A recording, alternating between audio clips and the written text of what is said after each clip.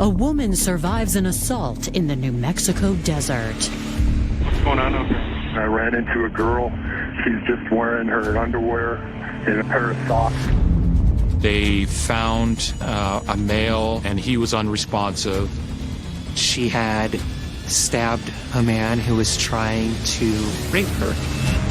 The crime scene contains clues of something even more disturbing and more than one suspect. They noticed that there was a man that kept peering up over the rocks and looking down. The weapon was a so-called ceremonial dagger. It looked like it had some Egyptian markings, more of a fantasy thing. There is what appears to be almost overkill. What the hell is going on here? And when investigators uncover the truth, it leads them to a killer driven by dark obsessions. She had 2 different social media accounts. One of those referenced satanic worship. She just became all consumed and obsessed with the occult. The closer I got, the more hysterical she was panicking about something. I don't care how tough and crusty of an investigator you are. That's chilling to the bone. It's March 22nd, 2010, in the foothills outside Albuquerque, New Mexico.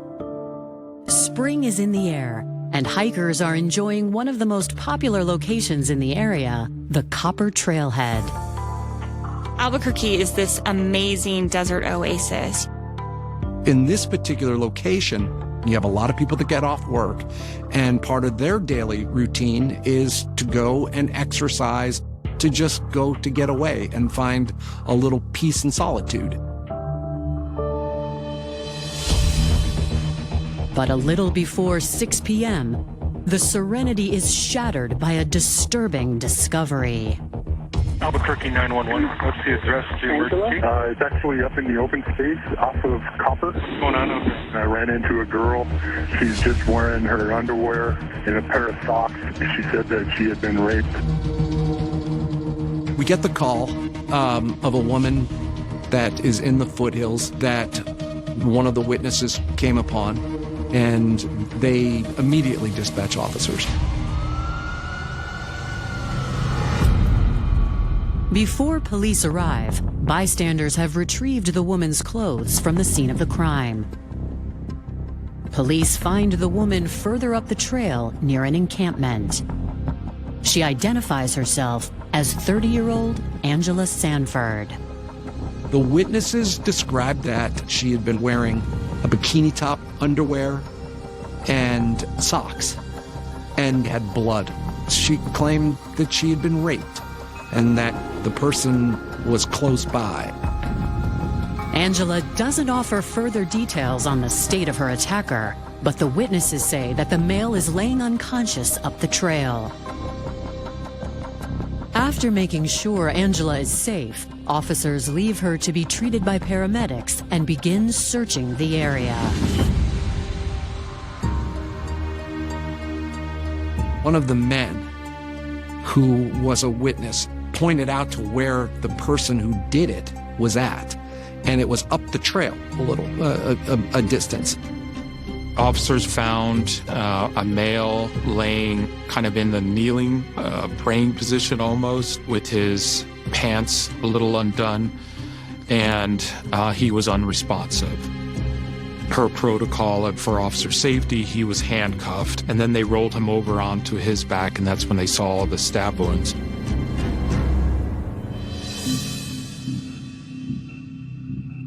He had stab wounds on his chest, and it looked like on his face and in his neck as well. Paramedics were called out to the scene, and they were the ones that actually pronounced him as deceased.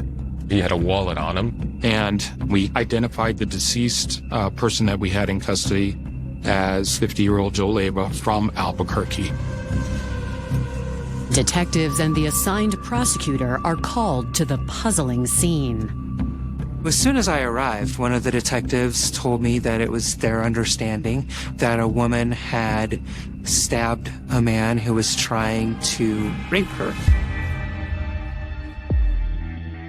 Myself and the detectives went up to the crime scene to do a walkthrough. And the first thing you see, of course, is the decedent right there on the ground, handcuffed behind his back. There was a rope on the ground to the right. There was also a dagger on the ground. In the area, there are some people who are just walking through, doing their normal hiking. There are a few witnesses who are standing around waiting to be talked to, including Miss Sanford. They kept the witnesses there at the scene and started interviewing them immediately. But to seasoned detectives, the crime scene simply doesn't add up. Her story was confusing. The whole thing was bizarre. I have a woman that claims that she was raped. She has blood on her. And this man has been stabbed numerous times. And there is what appears to be almost overkill. That doesn't fit an act of self-defense. What the hell is going on here? The officers told my mother early in the a.m. that my father had passed. I remember just breaking down, falling to my knees. We didn't even know what happened.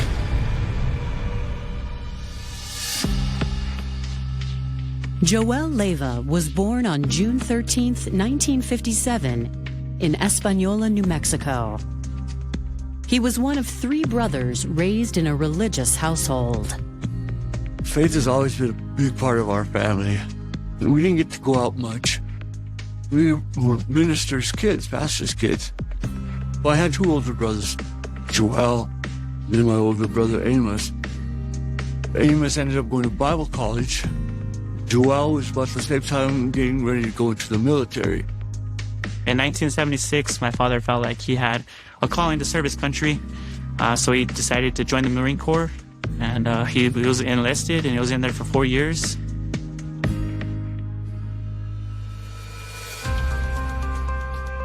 After his time in the Marines, Joel returned to New Mexico, where he fell in love with a local girl named Betty Lujan.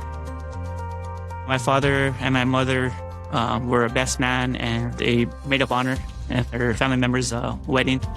And they kind of they sparked. And they got together and fell in love, and the rest is history, I guess. My parents got married in the early 80s. My mother worked at the courthouse, retired from the state of New Mexico. My father was in logistics, shipping and receiving.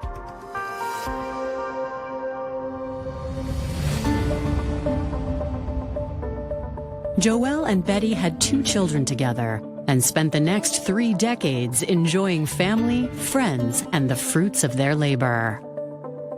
My parents had a great relationship, always laughing, always, having a good time. There was, always jokes and stuff in the house. We did everything together.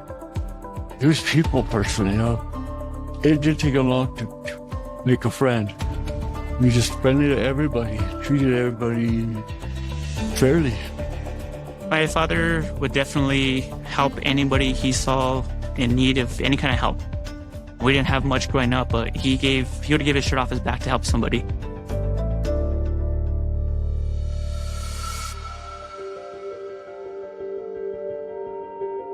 By 2010, the children had grown up and started families of their own. The last time I saw my dad, we were just hanging out and having a good time, and it was just like another day for us. I remember walking out the door, and I looked back and I saw him sitting at the table. Little did I know that I was never going to see him again. Now, Joel has been found stabbed to death in the New Mexico foothills, and police have been told it was the result of an attempted sexual assault. Witnesses had initially said that when they came across Angela for the first time, she was wearing blue bikini top, panties, socks, and like a long stocking with holes cut in it to use as a glove. She had blood on her right thigh, and she had blood on her cheek as well. She said she had gotten on top of him and then stabbed him and ran away. Everything seemed to generally make sense. Since Angela is too distraught to provide police with more details, officers prepare to take her in for a routine assault examination.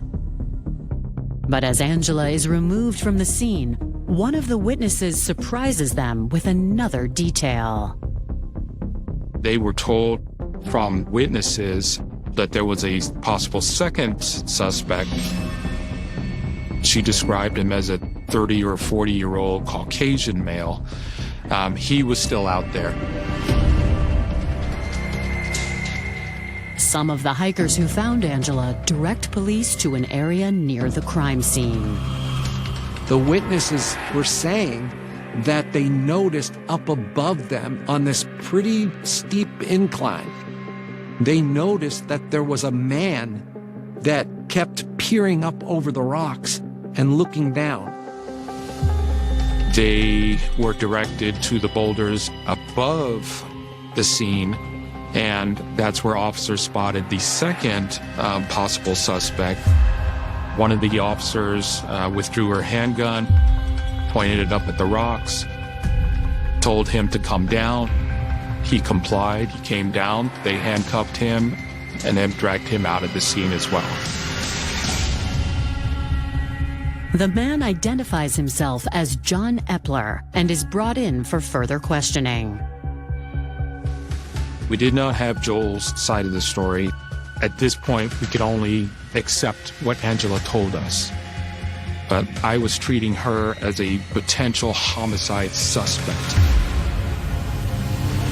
Coming up, police question a suspect. I'm thinking, okay, they're going to figure out I'm innocent. And Angela's story begins to unravel. When she started becoming super defensive, that told me something was definitely wrong with this picture.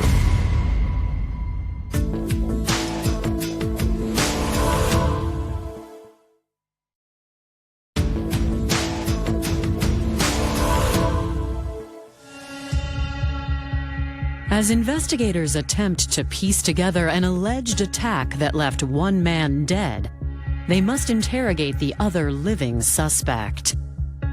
Before questioning John Epler, detectives further examine the scene and almost immediately notice something that strikes them as odd.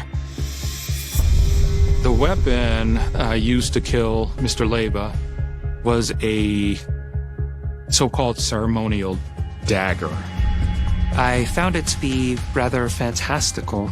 It looked like it had some Egyptian markings, more of a fantasy thing, more of the type of thing you would display. For hiking, it was a little strange, but if she's trying to defend herself, yeah, she would use any weapon that she'd find. I'm asking her, why are you bringing a dagger that you describe as a ceremonial dagger with you? It just didn't add up. The ornate dagger isn't the only strange piece of evidence they find. One of the witnesses actually took Angela back so that she could retrieve her clothes. They said when they went to the scene, Angela's clothes were neatly folded, which is kind of unusual. The fact that her clothes were nicely folded instead of just thrown off like you would think would have happened in something like a rape. That didn't make sense. While Angela is sent to be inspected by the sexual assault nurse examiners, detectives head to the police station to question their surviving suspect. Going into the interview with Mr. Epler, I needed to find if he had any involvement in this whatsoever.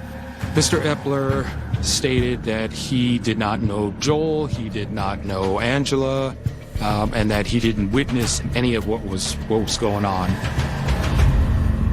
Right away, I'm thinking, okay, these are smart people. They're going to know I didn't. They're going to figure this out right away. They're going to know I'm innocent, you know. They're going to figure out I'm innocent. I had a hard day at work, and I decided to relieve some stress and go up to the mountains. And I was just trying to get rid of some energy and wear myself out and be tired so I could sleep. So I wasn't there to walk on the trails. I was there to go up a really difficult ravine. And so I'm cutting across the mesa, and I notice there's a girl out there off the beaten trails. At the time, the very first thing that came to my mind was a vulnerable female shouldn't be in an isolated area. The closer I got, the more hysterical she was. You could tell she was panicking about something. Epler says he didn't want to scare the woman, so he kept hiking. I was probably up there a couple hours at least. On my way down, I get to this kind of a flat area with this big boulder in front of me. And I look over the boulder and I see a bunch of police officers walking the area. And the very first thing that goes through my mind is, you're going to go to jail. So then my mind says, well, you didn't do anything. What would you go to jail for? I didn't do anything. So I pick my head up over the edge and I look down, and there's a police officer down there, and he looks at me and he says, and he yells at me, hey, get down here. And I said, what's going on? What is going on? And he said, we're going to find out. When they ask him why he thought he was going to jail, he gives them an innocent explanation. I said, hey, I have a confession to make. I got a marijuana pipe in my pocket. So at that point, they bring in these people and they say, we're going to take a DNA sample. And I said, yes, please do. I want you to take a DNA sample. This will prove my innocence. At this point, we had no evidence to suggest that John Epler was involved in the alleged rape or raping of Angela Sanford. The impression I got is that he's more of a reluctant witness to this, so he was released without charges. Now, detectives need to speak with Angela about the misidentified alleged attacker.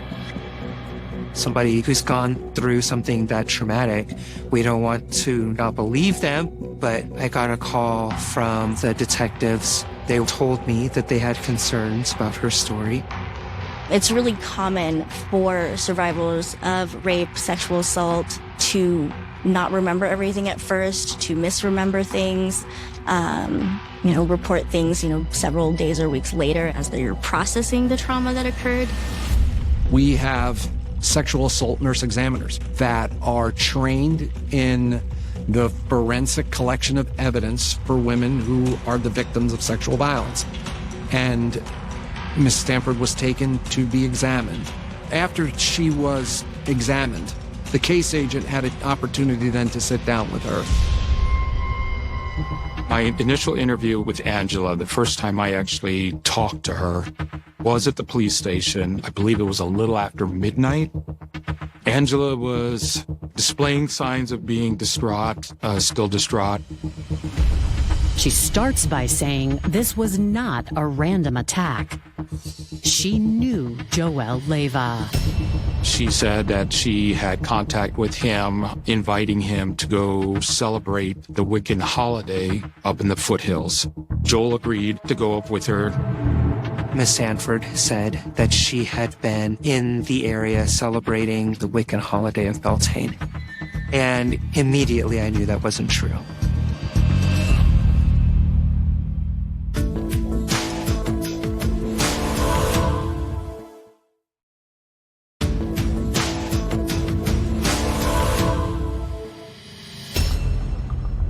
Angela Sanford has just revealed to investigators that she invited Joel Leyva to the mountains that day to celebrate a Wiccan ceremony. Detectives have her start from the beginning.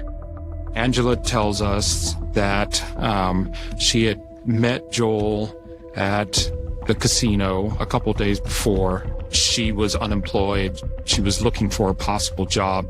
Joel said he could possibly offer him if she had a resume. They ended up exchanging phone numbers. Then they left the casino. A couple days later, they were texting each other back and forth. My dad was always meeting new people, always trying to help people out, be that, open ear. They struck up a relationship, and through phone calls and text messages, she invited him to participate in this Wiccan holiday. Angela explains that she's a follower of Wicca, a pagan religion whose practitioners are often referred to as witches. I have never had an incident involving anyone who called themselves a Wiccan witch. On the 22nd of March, Angela states that Joel called her to check in. Angela had stated that she was going up to do a Wiccan ceremony up at the foothills and asked him if he wanted to come along. According to Angela, the ceremony was meant to celebrate a Gaelic holiday known as Beltane. She claims that she felt it was going to be a time where maybe she could convert him to her faith. The communication between the two of them only started a few days prior, but they had set up to meet in this particular area. She said her boyfriend dropped her off at the trailhead. Joel arrives shortly thereafter and is walking behind her. The two of them had drinks. Angela says the hike started out innocently enough, but once they got deeper into the wilderness, things took a turn. She stated that she veered off to the site where she was going to hold the ceremony. They're off the trail now, east of the trailhead, kind of behind some boulders where even if you were walking on the trailhead, you would not have been able to see them at all. Her account is she gets up to use the restroom and he starts asking, "Can I watch?" And she says, no, and kind of goes and pulls down her pants, and then he comes up behind her. She claims that he then starts fondling her. She had a rope around her, a ceremonial rope around her waist that she said that he removed and tried to tie her hands with behind her back. But apparently he tied it loose.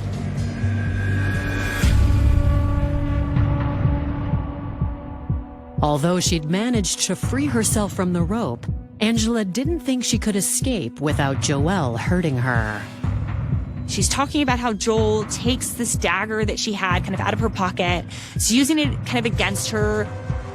So in cases of sexual assault, common reactions are going to be fawning, which is, kind of trying to make nice with the assailant, sort of just trying to do whatever you can to stay alive. She said that she grabs the dagger and as an effort to get away, stabbed him about 3 or 4 times and then ran. As Angela tells this story of her harrowing escape, investigators compare it to what witnesses described at the scene. And there's one detail that just doesn't line up. She's talking about how she makes this split-second decision, and then she goes off running.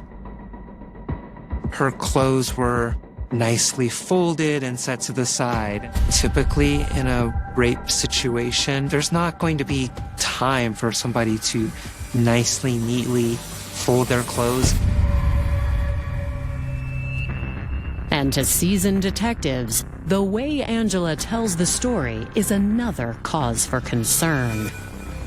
Angela was not forthcoming with a lot of details. When she started becoming super defensive and then shut down the interview herself, that told me something was just definitely wrong with this picture. Coming up, police make an unsettling discovery. She would post about vampires, dark beings. And the real reason for Angela and Joel's wilderness trip is revealed. All kinds of bells went off at that point. Why would she list them as sacrifice unless that was her actual intent?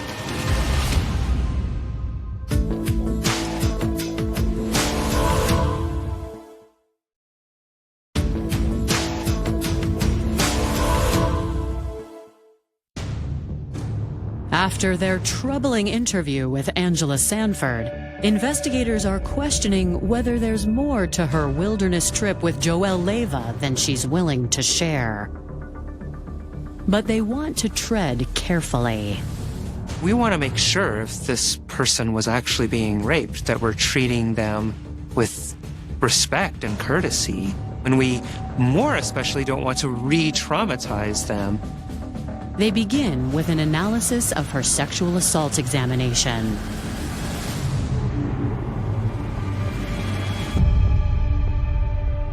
Through that examination, they did not find evidence that there was sexual intercourse, and they did not find anything that they believed would be consistent with sexual violence.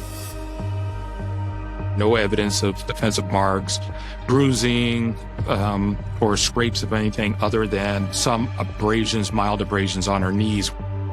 There was nothing. No rope burns, no semen, no anything that would corroborate any belief that she had been sexually assaulted.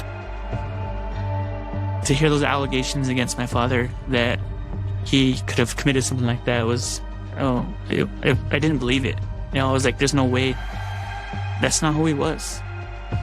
The fact that there was not only no evidence of an actual rape, but no real evidence of an attempted rape, that obviously is a problem for Miss Sanford's story.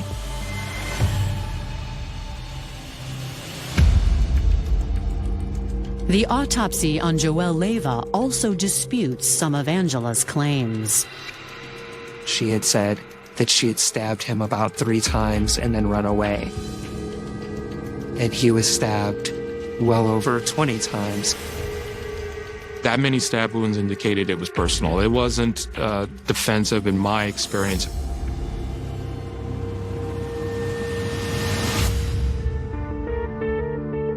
When Joelle's loved ones are informed of the circumstances of his death, they find it even harder to believe. We had so many questions and we just didn't have any answers. A very, very emotional time.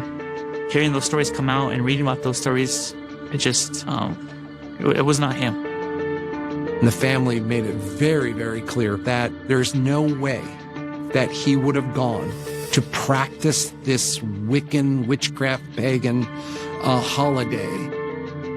He was a practicing Catholic who was very committed to his faith. Hearing the word wicked, that was a shock. I remember them asking something about if he practiced it, anything like that.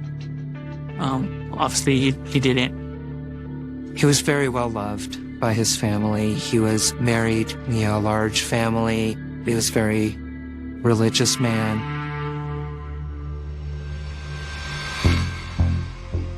The family insists Joelle would never harm another person, let alone commit sexual assault. When I first heard that she was claiming that he would raped her, Joelle would never rape a woman. My father, very open, very friendly, very giving. My dad always told us never lay your hands on a woman. I know he believed that. I know he lived by that. So hearing all that, it made us even more angry.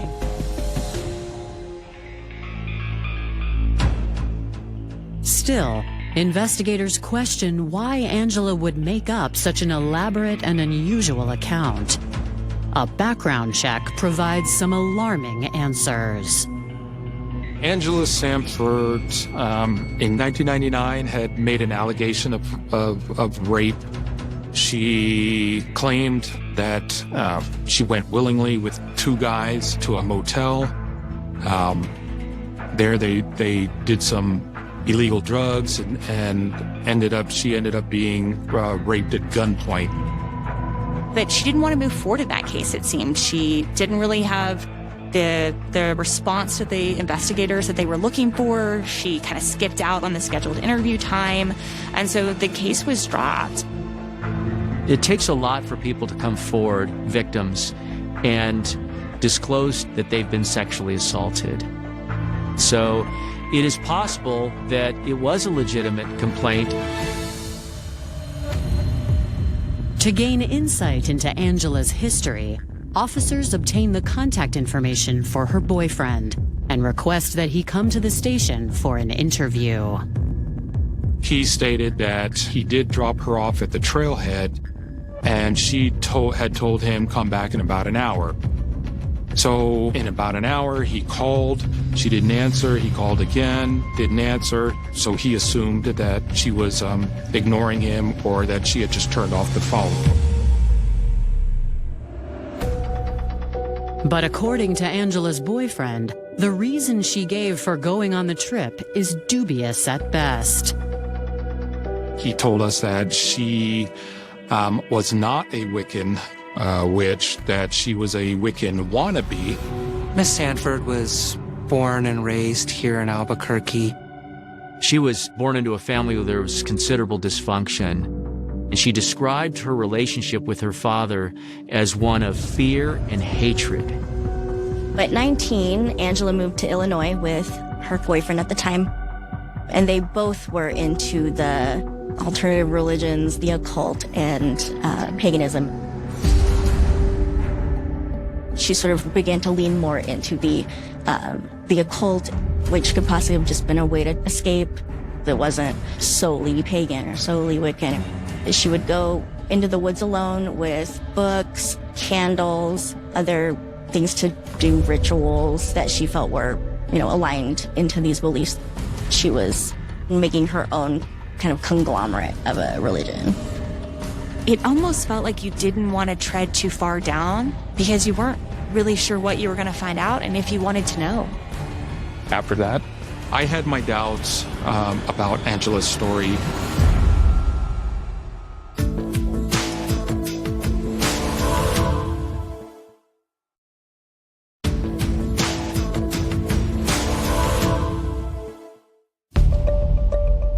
Investigators have just gained insight into Angela Sanford's complicated history and obsession with dark magic.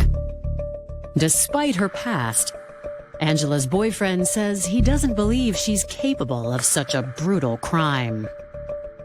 He defended Miss Sanford vigorously, that there is no way that she would have done this, that he completely supported her story. The boyfriend was kind of this crux piece that gave you an insight to who she was in the days leading up to this and what she's watching, what she's indulging in, and how that led to this very real situation.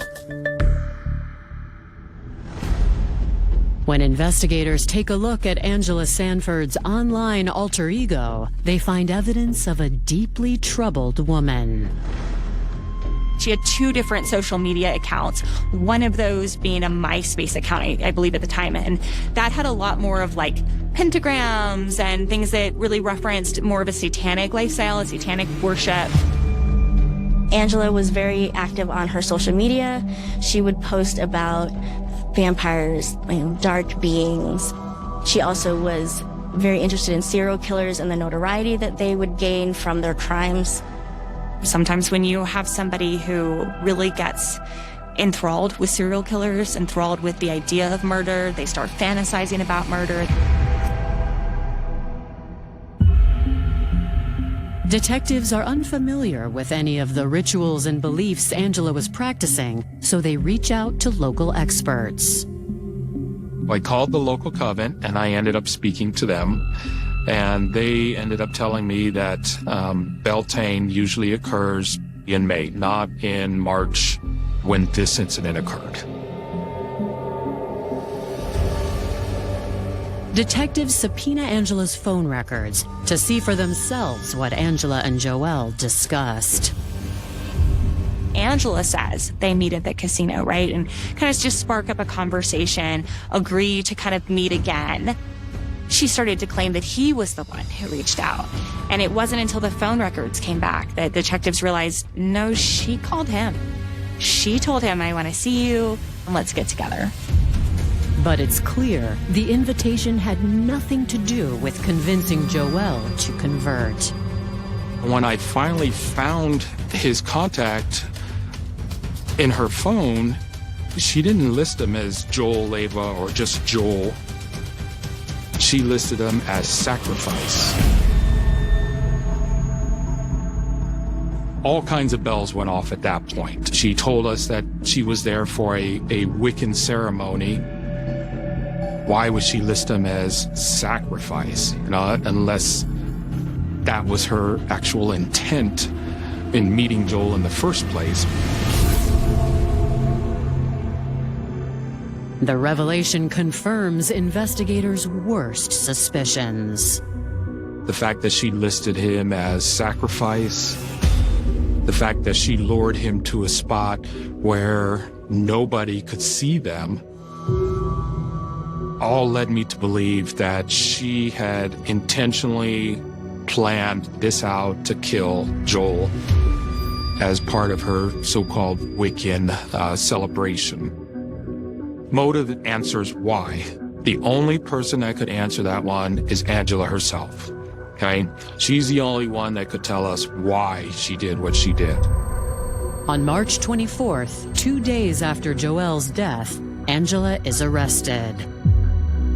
It was disturbing and made me, frankly, feel better as we were about to go to a grand jury to say, this is a predetermined first-degree murder, and that she needed to be charged for it. Despite the evidence against Angela, prosecutors still fear a jury might sympathize with her.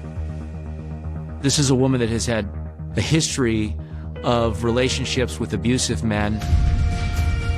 If she was able to convince one or more jurors that what she had initially said was true, then she could have certainly hung a jury, and then the murderer potentially goes free.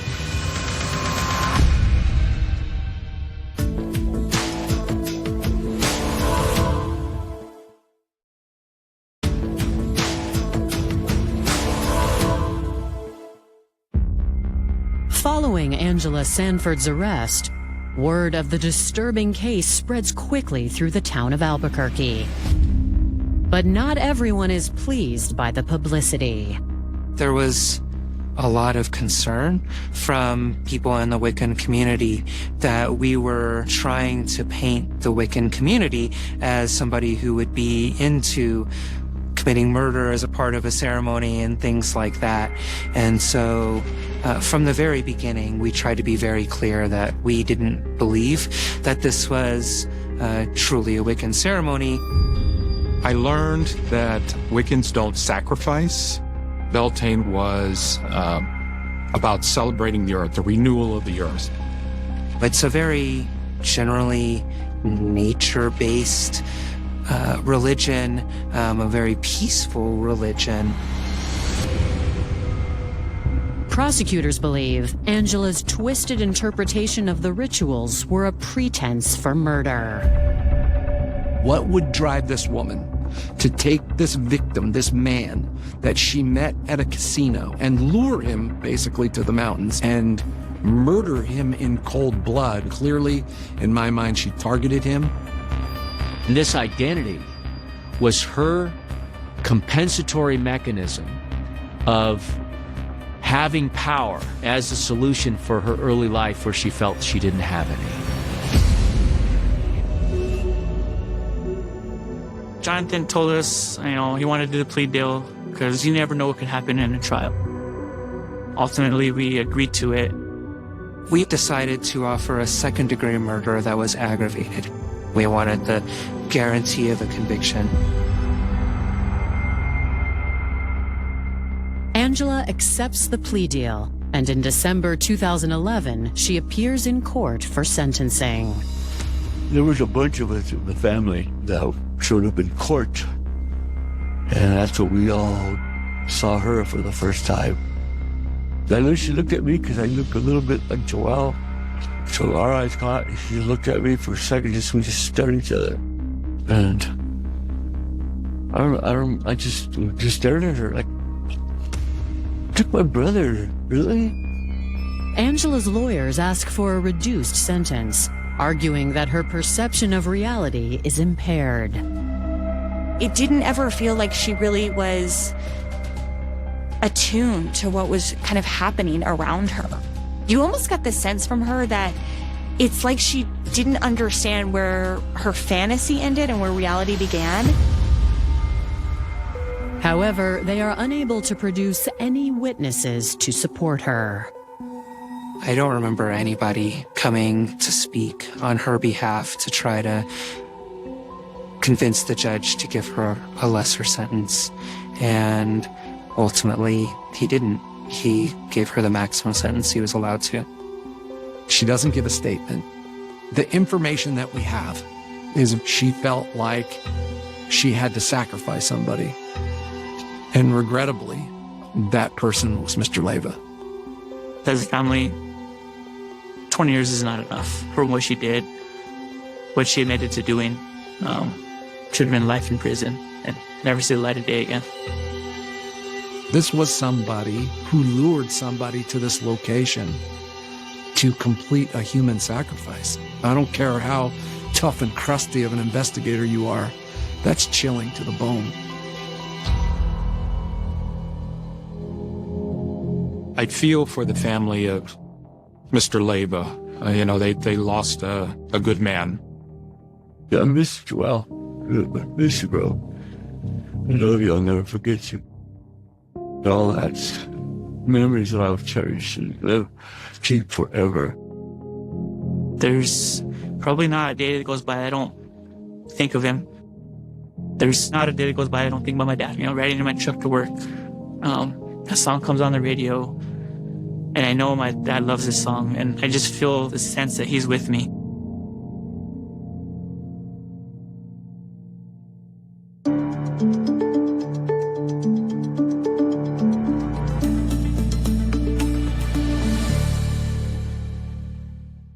The first child disappeared without a sound. One moment he was part of an ordinary afternoon, surrounded by familiar streets, neighbors who knew his name, and the comforting certainty that home was only a few minutes away. The next moment there was nothing but silence. A bicycle left where it should not have been. Footprints that ended too soon. A mother standing on a porch, calling a name that echoed through the evening air until her voice cracked. Fathers searched fields with flashlights that grew dim as darkness settled over the countryside. Brothers and sisters waited at bedroom windows, convinced that any second a familiar figure would come walking back down the road. But the roads remained empty, and with every passing hour, hope slowly gave way to fear. At first, no one wanted to believe that evil had found its way into their quiet corner of Quebec. Children had always wandered between farms, crossed wooden bridges, and played beside rivers without anyone thinking twice. Doors were left unlocked. Families knew one another across generations. The rhythm of life was predictable, almost comforting. That illusion shattered one disappearance at a time. Parents who had once waved goodbye from their front steps now insisted on escorting their children everywhere. Schools dismissed students into the waiting arms of anxious adults. Conversations in grocery stores no longer centered on harvests or church events, but on whispered rumors. Had anyone seen a strange man? Had anyone noticed an unfamiliar car? Every unanswered question deepened the unease spreading through the community. Fear has a way of changing ordinary places. The same streets that had once carried laughter suddenly felt hostile. Every stretch of forest seemed capable of hiding something terrible. Every shadow cast by a fence or tree lingered a little too long. Children sensed the tension even when adults tried to shield them from it. They noticed their mothers locking doors during the day. They noticed fathers checking windows before bedtime. They noticed conversations that stopped the instant they entered the room. Without understanding why, they learned that something invisible had entered their lives. The newspapers searched for words strong enough to describe what was happening. Radio broadcasts interrupted regular programming with updates that offered little comfort. Police officers worked around the clock, chasing fragments of information that dissolved almost as quickly as they appeared. Every possible lead was followed. Every reported sighting was investigated. Volunteers combed fields, riverbanks, abandoned buildings, and dense woods. Entire communities united with one desperate purpose: bring the missing children home. Yet each search ended the same way, with exhausted faces returning after sunset carrying nothing except disappointment. Some monsters announce themselves through violence and chaos. Others wear ordinary clothes, smile politely, and disappear into the crowd without leaving the slightest impression. The man responsible for the growing nightmare understood something terrifying about human nature. He knew that children trusted easily. A kind voice, a harmless question, the promise of candy or a few coins. Sometimes that was all it took. He did not force his way into their lives. He invited himself into their trust. That was what made him so dangerous. By the time anyone realized something was wrong, it was already too late. Years later, investigators would reconstruct pieces of those final encounters. A witness remembering a child speaking to a stranger. Another recalling a man standing quietly near a road. Small details dismissed at the time because they seemed too ordinary. Nobody imagines that an ordinary afternoon will become the beginning of a murder investigation. Nobody expects the smiling man nearby to be hunting. But predators rely on precisely that assumption. They thrive where people believe nothing terrible could possibly happen. The panic intensified with each new disappearance. Parents began counting heads constantly. Teachers refused to let students leave school alone. Local businesses closed earlier than usual because employees wanted to get their families safely inside before darkness arrived. Church congregations gathered not only to pray, but to comfort one another. Hope remained alive, but it became increasingly fragile. Every day without answers chipped away at the belief that the missing children would return alive. Behind the scenes, detectives faced an investigation unlike anything most of them had ever experienced. They were not searching for a robber or a man driven by revenge. They were hunting someone whose victims had nothing in common except innocence. The pattern disturbed experienced officers because it suggested something far more calculated than random violence. Someone was deliberately choosing children. Someone was patient enough to wait for the perfect opportunity. Someone knew how to vanish before suspicion could settle upon him. The pressure mounted not only from grieving families but from an entire province demanding answers. Politicians asked difficult questions. Newspapers criticized the lack of progress. Every unsuccessful search increased public frustration. Yet despite the urgency, investigators possessed almost nothing they could use. There were no modern surveillance cameras, no mobile phone records, no DNA databases capable of identifying an unknown suspect within hours. Every clue depended on memory, observation, and persistence. Every mistake risked allowing the killer to strike again. As fear spread across Quebec, one name slowly emerged from the investigation. At first it appeared quietly, almost incidentally, among dozens of interviews and witness statements. Nothing about the man seemed extraordinary. He blended into the background with unsettling ease. He understood how to appear harmless. He knew when to speak and when to remain silent. Few people looking at him would have imagined that beneath the ordinary exterior lay impulses darker than anyone around him could comprehend. That man was Leopold Dion. History would eventually remember him by another name, the Monster of Pont Rouge. The nickname did not appear overnight. It grew from horror, from disbelief, from the realization that the person responsible for stealing children away from loving families was not an outsider passing through town, but a predator living among ordinary people. By the time investigators understood the scale of what they were facing, the damage had already become irreversible. The crimes attributed to Leopold Dion would shock Canada for generations. Officially, he would be convicted of 4 murders, yet many investigators remained convinced that the true number of victims would never be known. Some disappearances could never be conclusively linked to him. Some families would spend the rest of their lives wondering whether their child had crossed paths with the same killer. That uncertainty became one of the most painful legacies of the case. But before the courtroom, before the confessions, before the headlines that transformed him into one of Canada's most infamous serial killers, there were only frightened parents searching empty roads, detectives chasing invisible leads, and children who no longer felt safe walking through neighborhoods that had once seemed untouched by violence. This is the story of how one predator shattered that sense of security, how investigators slowly uncovered the truth hidden behind an ordinary face, and how an entire nation learned that sometimes the greatest danger is not the stranger everyone notices, but the one nobody remembers seeing at all. Long before the name Leopold Dion became synonymous with fear, Pont Rouge was the kind of place where life moved at an unhurried pace. Nestled in the province of Quebec, it was surrounded by forests, winding country roads, rivers, and farmland that stretched toward the horizon. Children grew up believing that the world beyond their front doors was safe.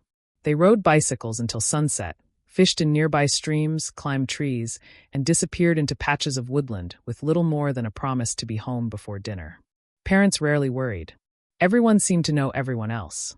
If a child wandered too far, another adult in town would recognize them and point them back toward home. The years following the Second World War had brought optimism to many Canadian communities. Families worked hard, churches remained the center of social life, and neighborhoods were built upon trust rather than suspicion. Doors were often left unlocked. Cars remained parked with keys inside. Mothers chatted on front porches while their children played freely along dusty roads. It was not a perfect world, but it felt secure enough that danger seemed like something that happened somewhere else, somewhere far removed from quiet towns like Pont Rouge.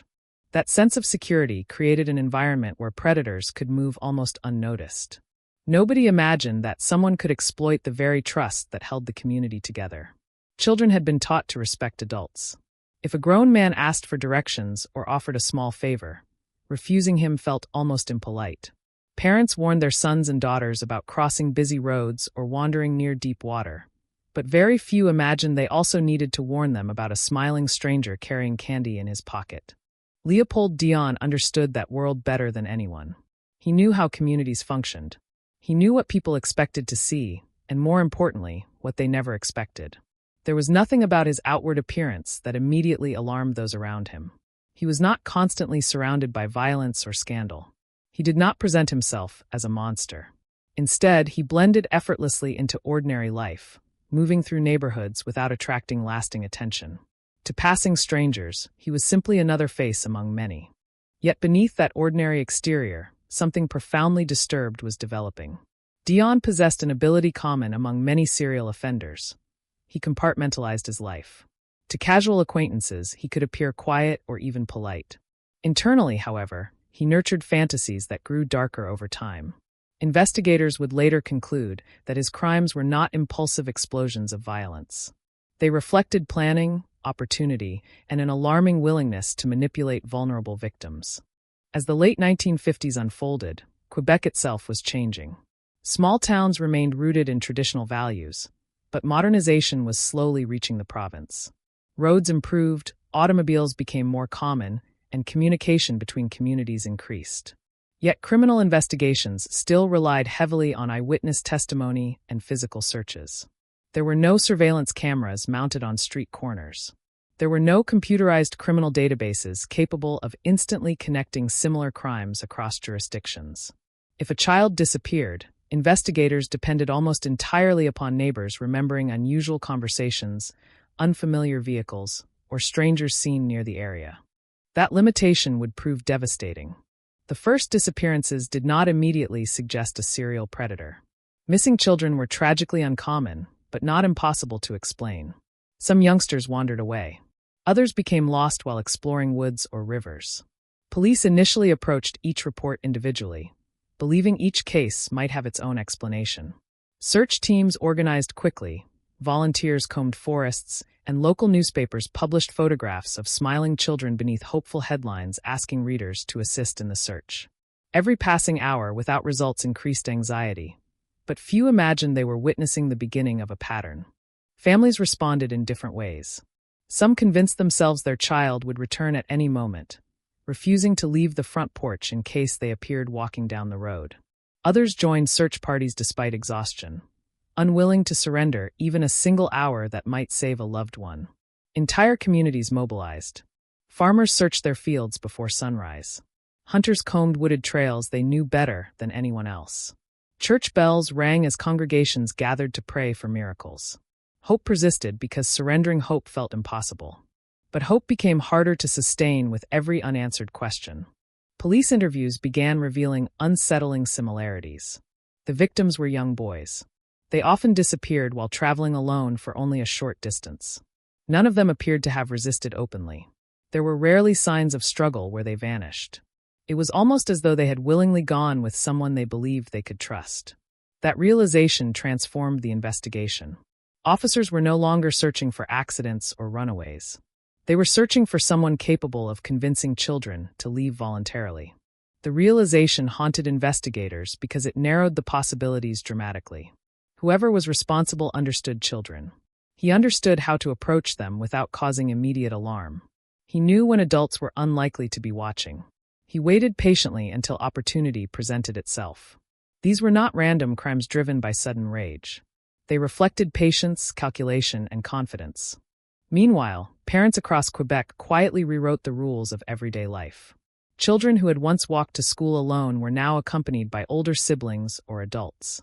Mothers insisted their sons come directly home after classes instead of stopping to play with friends. Evening curfews arrived earlier than before. Local police visited schools, reminding students never to leave with strangers, no matter how friendly they appeared. Those conversations, almost unheard of only a few years earlier, became routine. Yet even heightened vigilance could not completely eliminate opportunity. Dion remained patient. He understood that fear eventually settles into routine. Communities cannot remain on constant alert forever. Life must continue. Children still attended school. Families still worked. Moments of vulnerability inevitably returned, and Dion exploited them with chilling precision. What made the investigation especially frustrating was the absence of obvious suspects. Detectives interviewed dozens of individuals. They questioned known offenders, drifters passing through the region, and anyone reported behaving strangely around children. Many leads appeared promising before collapsing under closer examination. Every false lead consumed valuable time while the killer remained free. Behind closed doors, frustration grew among investigators. They recognized they were chasing someone who adapted quickly. Each unsuccessful search increased public pressure. Newspapers criticized police efforts. Families demanded answers. Politicians requested updates. Detectives carried not only the burden of solving the crimes, but also the weight of knowing another child could disappear before they uncovered the truth. Years later, criminal profilers would point to Leopold Dion as an early example of a sexually motivated serial killer whose behavior reflected recognizable patterns. At the time, however, such concepts remained poorly understood. Investigators lacked many of the behavioral tools available to modern law enforcement. They focused primarily upon evidence rather than psychological patterns, making it more difficult to recognize the offender's evolving methods. Despite these obstacles, one undeniable truth slowly emerged. The disappearances were connected. Someone was deliberately hunting children. The realization transformed isolated tragedies into one of the largest criminal investigations Quebec had ever experienced. No parent slept peacefully anymore. Every delayed return home triggered panic. Every unfamiliar face walking through town attracted suspicious glances. Children sensed the fear surrounding them even if adults tried to hide it. Games ended earlier. Laughter became less frequent. The innocence that had defined communities like Pont Rouge slowly disappeared, replaced by constant uncertainty. And somewhere among those frightened streets, Leopold Dion continued watching, waiting, and searching for his next opportunity, unaware that the smallest mistake would eventually unravel the carefully constructed illusion that had protected him for years. Before history reduced them to names on police reports and faded newspaper headlines, they were simply children. They were sons whose muddy boots were left beside front doors every evening. They were brothers who argued over toys, chased one another through fields, laughed until they fell into the grass, and believed every summer day would last forever. Their worlds were measured in schoolyards, church picnics, bicycles, baseball gloves, and family dinners. They had no reason to imagine that somewhere nearby an adult was quietly watching them, studying routines that seemed too ordinary to notice, but would one day become deadly. One little boy loved collecting smooth stones from the edge of a creek that ran behind his family's property. Whenever his pockets became too heavy, his mother would laugh as she emptied them before washing his clothes. She teased him that one day he would bring home enough rocks to build his own castle. He always answered with complete seriousness that he planned to build one for her instead. It was the kind of conversation that seemed insignificant while it happened. Yet after he disappeared, it became one of the memories his mother replayed every night, clinging desperately to the sound of his voice because she feared she might someday forget it. Another child dreamed of becoming a firefighter. Every passing fire truck fascinated him. If he heard a siren in the distance, he abandoned whatever game he was playing and raced to the roadside just to watch the flashing lights disappear over the hill. His father promised that when he grew older they would visit the local fire station together. That promise remained unfulfilled. Years later, his father would still keep the small red toy fire engine sitting untouched on a bedroom shelf, unable to bring himself to pack away belongings that represented a future stolen before it could begin. Many of the boys came from hardworking families whose lives revolved around church, school, and community. Their parents woke before sunrise to work farms, factories, or construction jobs. Mothers prepared lunches before children hurried off carrying worn school bags and carefully wrapped sandwiches. Evenings were simple but meaningful. Families gathered around dinner tables, shared stories about school, discussed weekend plans, and ended the day believing tomorrow would look much the same as today. That ordinary routine became one of the cruelest aspects of the tragedy. Evil did not invade during dramatic moments. It slipped quietly into completely normal afternoons. A child walking home from school. Another sent to buy bread at a nearby store. Someone riding a bicycle only a few streets away from home. Their disappearances occurred within moments so ordinary that parents initially assumed nothing could possibly have gone wrong. As investigators later reconstructed the victims' final hours, heartbreaking details emerged. One boy had kissed his mother goodbye before leaving the house, promising he would return in time for supper. Another had asked permission to visit a friend only a short distance away. A third insisted he could make the trip alone because he had walked the same route countless times before. None of those decisions seemed dangerous. Every family believed they were granting permission for one more perfectly ordinary childhood adventure. The communities remembered the victims not through the horror of their deaths, but through the joy they brought while alive. Teachers described curious students who asked endless questions during class. Coaches remembered boys who celebrated every small victory as though they had won championships. Neighbors recalled children eager to help carry groceries or shovel snow without expecting anything in return. They were not statistics. They were vibrant personalities whose absence left empty chairs at school, silent bedrooms at home, and families forever divided between life before and life after. Parents responded to the disappearances with an agonizing mixture of hope and despair. During the first hours, they convinced themselves there had to be a reasonable explanation. Perhaps their son had lost track of time while playing. Perhaps he had accepted dinner at a friend's house without telling anyone. Perhaps his bicycle chain had broken somewhere along the road. They searched familiar places first because the alternative was too terrifying to consider. As daylight faded, hope transformed into urgency. Flashlights swept across fields and wooded trails. Volunteers called children's names until their throats became raw. Dogs barked into darkness as search parties pushed deeper into forests illuminated only by moonlight. Every rustling branch caused hearts to race. Every distant sound triggered another frantic search. Yet each promising moment ended in disappointment. A jacket hanging from a fence. A bicycle belonging to someone else. Footprints washed away by rain. The night always ended the same way, with exhausted families returning home to empty bedrooms. The emotional toll reached beyond immediate relatives. Entire classrooms struggled to understand why one desk remained empty. Younger siblings waited at windows believing their brother might still come home. Grandparents refused to stop preparing favorite meals because accepting the possibility of death felt like surrender. Christmas presents remained hidden away. Birthday gifts sat unopened in closets. Families suspended ordinary life because moving forward without answers seemed impossible. The surviving children of Quebec carried invisible wounds of their own. They watched adults whisper nervously whenever another disappearance was reported. They noticed classmates suddenly escorted everywhere by worried parents. Playgrounds emptied earlier than before. Games once filled with carefree laughter became cautious and brief. Childhood itself seemed to shrink under the weight of fear. Every unfamiliar adult became someone to avoid. Every invitation from a stranger became something frightening rather than friendly. For detectives, each victim represented not only another murdered child, but another devastated family waiting desperately for justice. Investigators spent countless hours interviewing grieving parents, asking painful questions about routines, friendships, favorite places, and final conversations. They understood that every tiny detail might matter. What color shirt had the child been wearing? Had anyone unusual been seen nearby? Did the victim ever mention meeting someone new? Questions that sounded clinical often reopened fresh emotional wounds. Yet families answered them repeatedly because even the smallest memory might help stop whoever was responsible. One investigator later admitted that the hardest part of the case was walking into children's bedrooms after they vanished. Toys remained scattered across floors exactly where they had been left. Schoolbooks lay open on desks beside unfinished homework. Posters decorated walls above neatly made beds that would never again be slept in. Those rooms felt suspended in time, frozen between ordinary life and unimaginable tragedy. Officers left carrying more than evidence.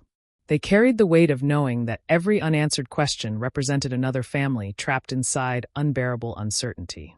As years passed, public attention naturally focused upon Leopold Dion himself. His name became infamous. His crimes became part of Canadian criminal history. Yet the victims deserved to remain at the center of the story. Their lives were measured not by the violence inflicted upon them, but by the love surrounding them. Every photograph preserved by their families showed smiling faces, scraped knees from childhood adventures, birthday cakes, fishing trips, and school portraits. Those images reminded everyone that before they became victims, they had simply been children living ordinary lives filled with extraordinary promise. That promise was exactly what Dion stole. He did not merely end lives. He robbed families of graduations they would never attend, weddings they would never witness, grandchildren who would never be born, and decades of memories that should have existed but never would. Every victim represented an entire future erased. The growing number of grieving families also transformed public opinion. The crimes were no longer isolated tragedies discussed quietly within individual communities. They became a provincial crisis. Parents who had never met one another suddenly shared the same unbearable fear. Every disappearance reminded them that the next victim could just as easily be their own child. The collective grief united Quebec in ways few events ever had, while simultaneously exposing just how vulnerable innocence could be when confronted by calculated evil. Long before detectives uncovered the identity of the man responsible, the victims themselves had already changed Canada forever. Their disappearances forced families, educators, police officers, and lawmakers to reconsider assumptions that had once seemed unquestionable. Childhood could no longer rely solely upon trust. Communities would never again view quiet streets with the same innocence they once had. And although justice would eventually arrive, nothing could restore the futures stolen from the little boys whose only mistake had been believing they lived in a world where adults could always be trusted. At first, no one realized there was a pattern. A missing child was every parent's nightmare, but tragic accidents happened. Children wandered farther than they intended. They became lost in forests, slipped into rivers, or accepted rides from neighbors without telling anyone. Every explanation seemed more comforting than the possibility that someone was deliberately hunting young boys. That illusion lasted only until another child disappeared, then another, each case leaving behind the same unbearable silence and the same desperate questions. Leopold Dion understood that fear rarely arrived all at once. It crept forward slowly, hidden behind ordinary moments. He never rushed. He never forced his way into crowded places. He searched patiently for boys who had drifted just far enough away from adults to become vulnerable. He watched schoolyards from a distance, lingered near quiet streets, and memorized routines. He noticed which children walked home alone, which families allowed their sons to run errands independently, and which neighborhoods still believed strangers could be trusted. His greatest weapon was not physical strength. It was deception. Children had been taught to obey adults. They were expected to answer politely when spoken to. Dion exploited that lesson with terrifying precision. Sometimes he approached with a friendly smile, speaking calmly enough to erase suspicion before it could form. Sometimes he offered candy or loose coins. Other times he invented small requests for help that sounded harmless to an innocent child eager to please. To a frightened adult looking backward through the investigation, the traps seemed obvious. To a curious 8-year-old standing alone on a quiet afternoon, they appeared completely ordinary. Witnesses who later described Dion rarely remembered anything dramatic about him. That was exactly why he succeeded. His clothing was unremarkable. His voice remained steady. He blended into the environment so naturally that people struggled to remember details afterward. They recalled seeing a man speaking with a child, but nothing about the conversation seemed alarming enough to interrupt. By the time concern emerged, both had disappeared. Investigators would later conclude that Dion carefully selected locations where he could isolate his victims within minutes. Quiet country roads bordered by dense woods offered concealment. Empty fields provided privacy. Abandoned paths allowed him to move quickly without attracting attention. Every decision reflected preparation rather than impulse. His crimes were brutal, but they were also methodical. The attacks themselves revealed a disturbing psychological pattern. Dion was driven by deviant sexual fantasies that escalated into murder. Violence became intertwined with domination. He sought complete control over children who were physically incapable of defending themselves. Every victim represented not only another life destroyed, but another opportunity for him to satisfy impulses growing more dangerous with each successful crime. Instead of diminishing after an attack, his confidence increased. Each escape reinforced the belief that he was untouchable. Families only learned fragments of what happened because the victims could never tell their stories. Detectives reconstructed timelines through scattered evidence, footprints, discarded clothing, and the heartbreaking testimony of children who had unknowingly seen Dion speaking to one of the boys shortly before they vanished. Those final sightings became almost unbearable to review. One witness remembered seeing the child smiling politely. Another believed they recognized the strange man, but could not remember where. None realized they had just witnessed the last moments before innocence disappeared forever. The emotional devastation spread rapidly through Quebec. Every new disappearance seemed to erase another piece of normal life. Parents no longer allowed children to play unsupervised. Teachers counted students repeatedly before dismissing classes. Church groups organized escorts so youngsters would not walk home alone. Newspapers printed photographs of missing boys beside increasingly urgent headlines.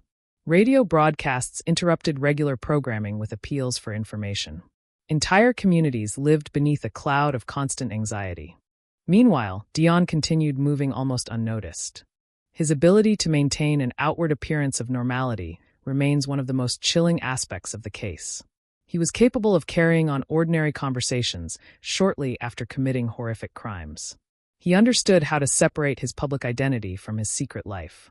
That emotional detachment confused investigators once they finally began examining his behavior more closely. People who had encountered him casually struggled to reconcile the polite man they remembered with the predator police described. As disappearances multiplied, detectives recognized they were facing an offender unlike any they had previously encountered. Search operations expanded dramatically. Hundreds of volunteers gathered whenever another child vanished. Police officers searched rivers with boats, forests with dogs, and abandoned buildings room by room. Helicopters were not yet routinely available for every investigation, making searches painfully slow.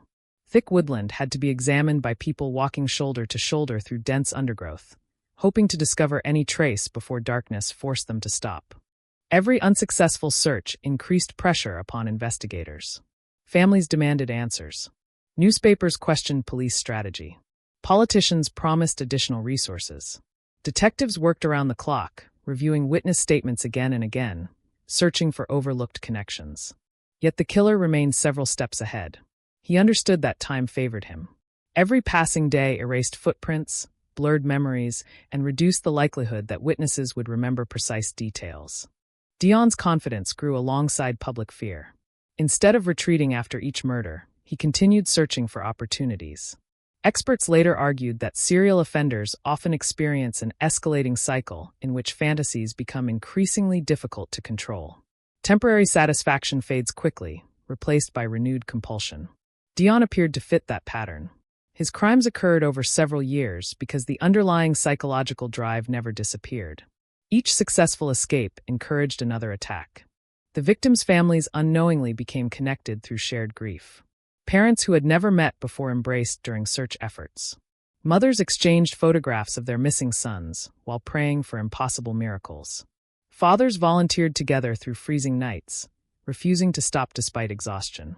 They all believed that if enough people searched hard enough, somehow the next child might still be found alive. That hope slowly gave way to something darker. When investigators recovered evidence confirming that several boys had been murdered, optimism vanished. Search parties no longer expected miraculous reunions. They searched because families deserved answers, however painful those answers might be. The atmosphere changed completely. Volunteers spoke less. Conversations became whispers. Every discovery, no matter how small, carried enormous emotional weight. Police also noticed another unsettling detail. The victims shared striking similarities in age and appearance. Dion clearly preferred young boys who projected innocence and vulnerability. His choices were not random. They reflected a specific psychological fixation that helped investigators narrow their profile. They were searching for someone whose crimes were sexually motivated, someone comfortable approaching children, someone capable of appearing harmless until the moment he struck. Still, identifying that individual proved extraordinarily difficult. The absence of modern forensic technology meant investigators relied heavily upon traditional police work. Fingerprints rarely existed. DNA testing had not yet revolutionized criminal investigations. Surveillance footage was non-existent. Cases depended upon interviews, physical searches, and painstaking comparison of witness accounts. Every small inconsistency had to be examined manually. Every possible suspect required lengthy investigation. Dion benefited from every limitation. Yet even the most careful predator eventually makes mistakes. Without realizing it, Dion had already begun leaving behind subtle clues. Not dramatic pieces of evidence pointing directly toward him, but behavioral patterns impossible to ignore forever. The same geographical areas. The same victim profile. The same method of approaching children. Slowly, investigators stopped treating each disappearance as an isolated tragedy and instead recognized they were hunting one man. The realization marked a turning point. Quebec was no longer confronting unexplained disappearances. It was confronting an organized child predator whose confidence continued growing with every successful attack. Detectives understood that unless they identified him soon, another family would receive the same devastating knock at the door. Another bedroom would remain forever empty, and another little boy would vanish into the shadows created by Leopold Dion's carefully constructed deception. Every disappearance ended the same way. At first there was hope. Then came urgency. Finally, there was silence broken only by the voices of police officers delivering news no family should ever hear. Kitchens filled with neighbors bringing untouched meals. Living rooms became crowded with relatives who had no words capable of easing the pain.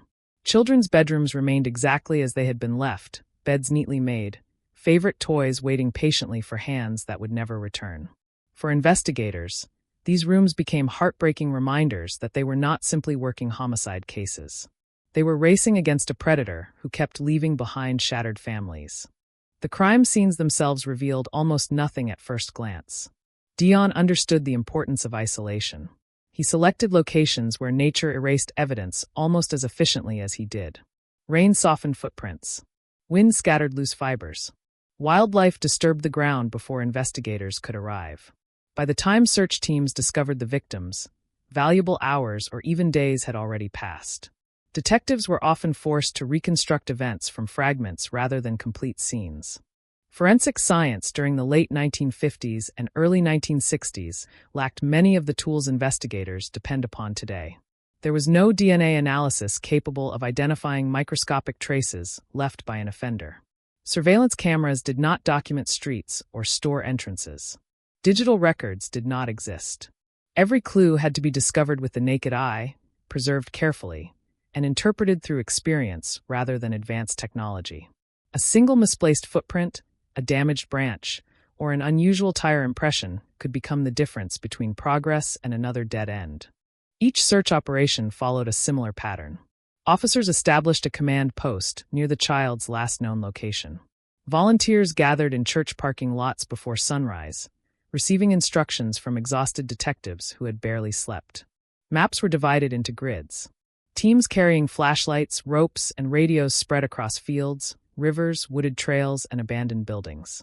Search dogs worked tirelessly, their handlers watching every movement for signs they had picked up a scent. Parents refused to remain behind. Many insisted on joining the searches despite officers' concerns about emotional strain. The atmosphere during those operations was unlike anything most participants had ever experienced. No one spoke loudly. Every discovery, even something as ordinary as a discarded glove or bicycle track, caused searchers to freeze while investigators examined it. Hearts raced with every announcement over portable radios. Sometimes hope surged briefly before collapsing into disappointment. A child spotted in the distance turned out to be someone else's son. Fresh footprints belonged to hikers. Clothing discovered near a creek had been abandoned months earlier. When evidence finally confirmed another murder, investigators approached the recovery site with extraordinary caution. Photographers documented every angle before anything moved. Measuring tapes stretched across disturbed ground. Detectives knelt for hours studying impressions invisible to untrained eyes. They searched surrounding vegetation for broken branches that might indicate how bodies had been transported. Every blade of grass seemed capable of holding an answer. The medical examinations added another disturbing layer to the investigation. Pathologists confirmed that the victims had suffered sexual assaults before death. The injuries displayed consistent characteristics that immediately suggested a single offender rather than unrelated crimes. The killer demonstrated the same behavioral pattern repeatedly. He targeted similar victims, used comparable methods of control, and disposed of bodies in ways reflecting both planning and familiarity with isolated terrain. That realization fundamentally changed the investigation. Police no longer viewed the murders as isolated tragedies connected only by geography. They recognized behavioral consistency. Somewhere in Quebec, one individual was repeating the same cycle over and over. He located vulnerable boys, gained their trust, isolated them, assaulted them, murdered them, and disappeared before anyone realized a crime had occurred. Detectives now faced not merely a murderer, but what would later be understood as a serial sexual predator. Investigators began constructing detailed profiles long before modern behavioral analysis officially existed. They concluded the offender likely lived locally because he appeared comfortable navigating rural areas without attracting attention. He probably held employment that allowed him freedom to move during daylight hours. He demonstrated enough confidence interacting with children that he likely possessed an outwardly respectable appearance. Most importantly, he almost certainly watched communities carefully before striking. These conclusions narrowed possibilities only slightly. Thousands of men fit portions of the description. Detectives interviewed laborers, delivery drivers, traveling salesmen, maintenance workers, and anyone whose routines brought them into contact with children. Every suspicious complaint received attention. Every rumor circulated through neighborhoods required investigation. Police chased dozens of leads that ultimately produced nothing. Meanwhile, fear transformed daily life throughout the province. School principals introduced stricter dismissal procedures. Teachers refused to let younger students leave classrooms without confirming someone waited outside. Parents organized neighborhood walking groups so children would never travel alone.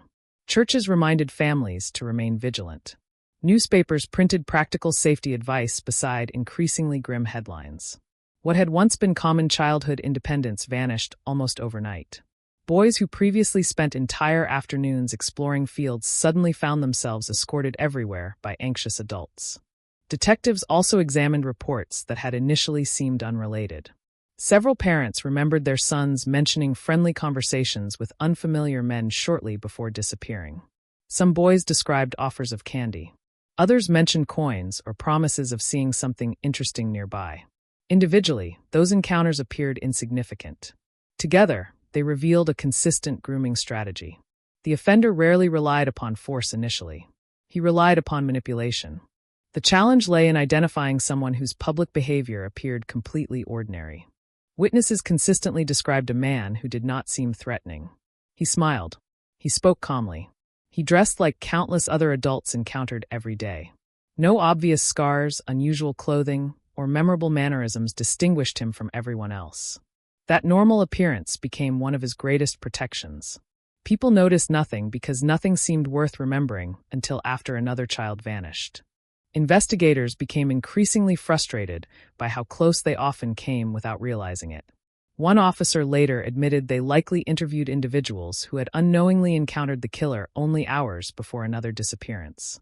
Unfortunately, those witnesses possessed no reason to pay close attention at the time. Human memory naturally overlooks ordinary interactions. By the time police asked questions days later, crucial details had already faded. The emotional burden upon investigators became almost unbearable. Many officers had children the same age as the victims. Every recovered body reminded them of their own families waiting safely at home. Some detectives avoided discussing cases with spouses because they feared spreading the same terror consuming every investigation.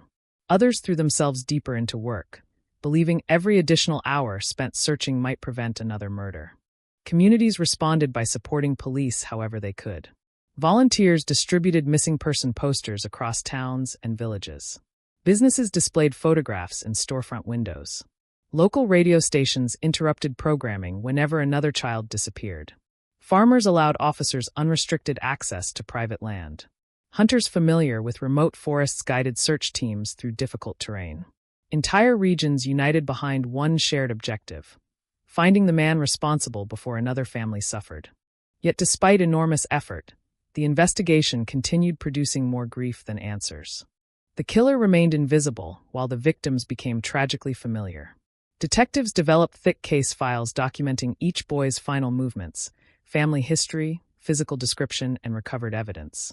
Maps covering police station walls filled with colored pins marking disappearances, body recovery locations, witness sightings, and search zones. Gradually, patterns emerged. The geographic distribution suggested someone operating within a relatively limited area. The timing indicated increasing confidence. Every attack seemed slightly bolder than the last. Experienced investigators recognized a dangerous truth. Serial offenders who escape capture rarely stop voluntarily. Success reinforces behavior. Every failure by police becomes psychological encouragement for the killer. Unless something interrupted the pattern, an arrest, death, or dramatic mistake, another victim almost certainly awaited. That realization changed the investigation from reactive to proactive. Detectives intensified patrols near schools, monitored locations where children frequently gathered, and instructed officers to question unfamiliar adults lingering without clear purpose. They hoped increased visibility might discourage the offender or provoke a mistake.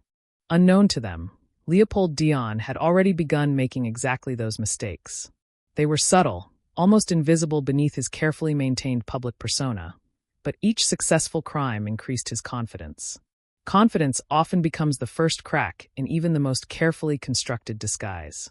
Investigators did not know his name yet, but they were closer than they realized to uncovering the identity of the man newspapers had begun calling the monster of Pont Rouge. By the beginning of the 1960s, the investigation had become more than a collection of murder cases. It had turned into an exhausting battle between detectives desperate to stop a predator and a man who seemed to understand exactly how to remain invisible. Every new disappearance intensified the pressure.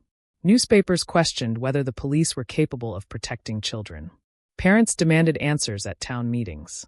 Politicians promised additional resources, but promises alone could not identify a killer who left behind so little physical evidence. The detectives assigned to the case found themselves trapped inside an endless cycle. A child disappeared. Officers flooded the area. Hundreds of volunteers searched forests and fields. Witnesses were interviewed until their voices became hoarse from repeating the same details. Then another family entered the same nightmare weeks or months later. It felt as though they were always arriving one step too late. Investigators expanded the list of possible suspects until it filled filing cabinets. Every man with a history of sexual misconduct was questioned.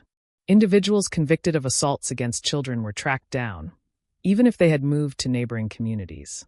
Traveling workers, drifters, carnival employees, delivery drivers, and men with no fixed address were investigated one after another.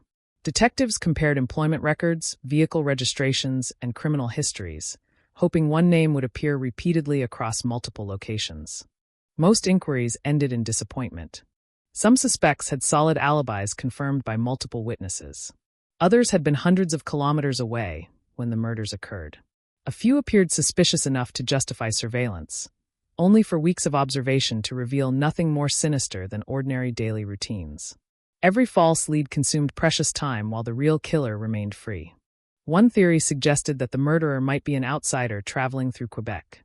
Another argued the opposite, that only someone deeply familiar with local roads and wooded areas could repeatedly disappear without attracting attention. Detectives debated the issue constantly. Maps spread across conference tables showed the locations where boys had last been seen, where bodies had later been recovered, and where witnesses reported unfamiliar men speaking with children. The distances between those points gradually convinced investigators that the offender knew the region exceptionally well. They also noticed something increasingly significant about the timing of the attacks. Many occurred during ordinary afternoons when children walked home from school, visited neighborhood stores, or played just far enough from adult supervision to become isolated. The killer seemed to understand family routines almost as well as the families themselves. He struck during moments when parents believed their children were safest because danger appeared impossible in broad daylight. That observation narrowed the psychological profile further. The offender demonstrated extraordinary patience. He was not selecting victims randomly. He observed before approaching. He waited for opportunities instead of forcing them.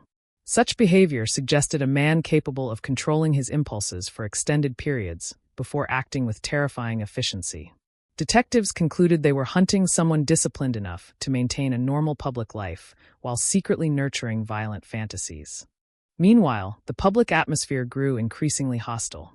Rumors spread faster than verified information. Innocent men found themselves accused simply because they lived alone or behaved awkwardly around neighbors. Parents warned children about specific individuals based on gossip rather than evidence.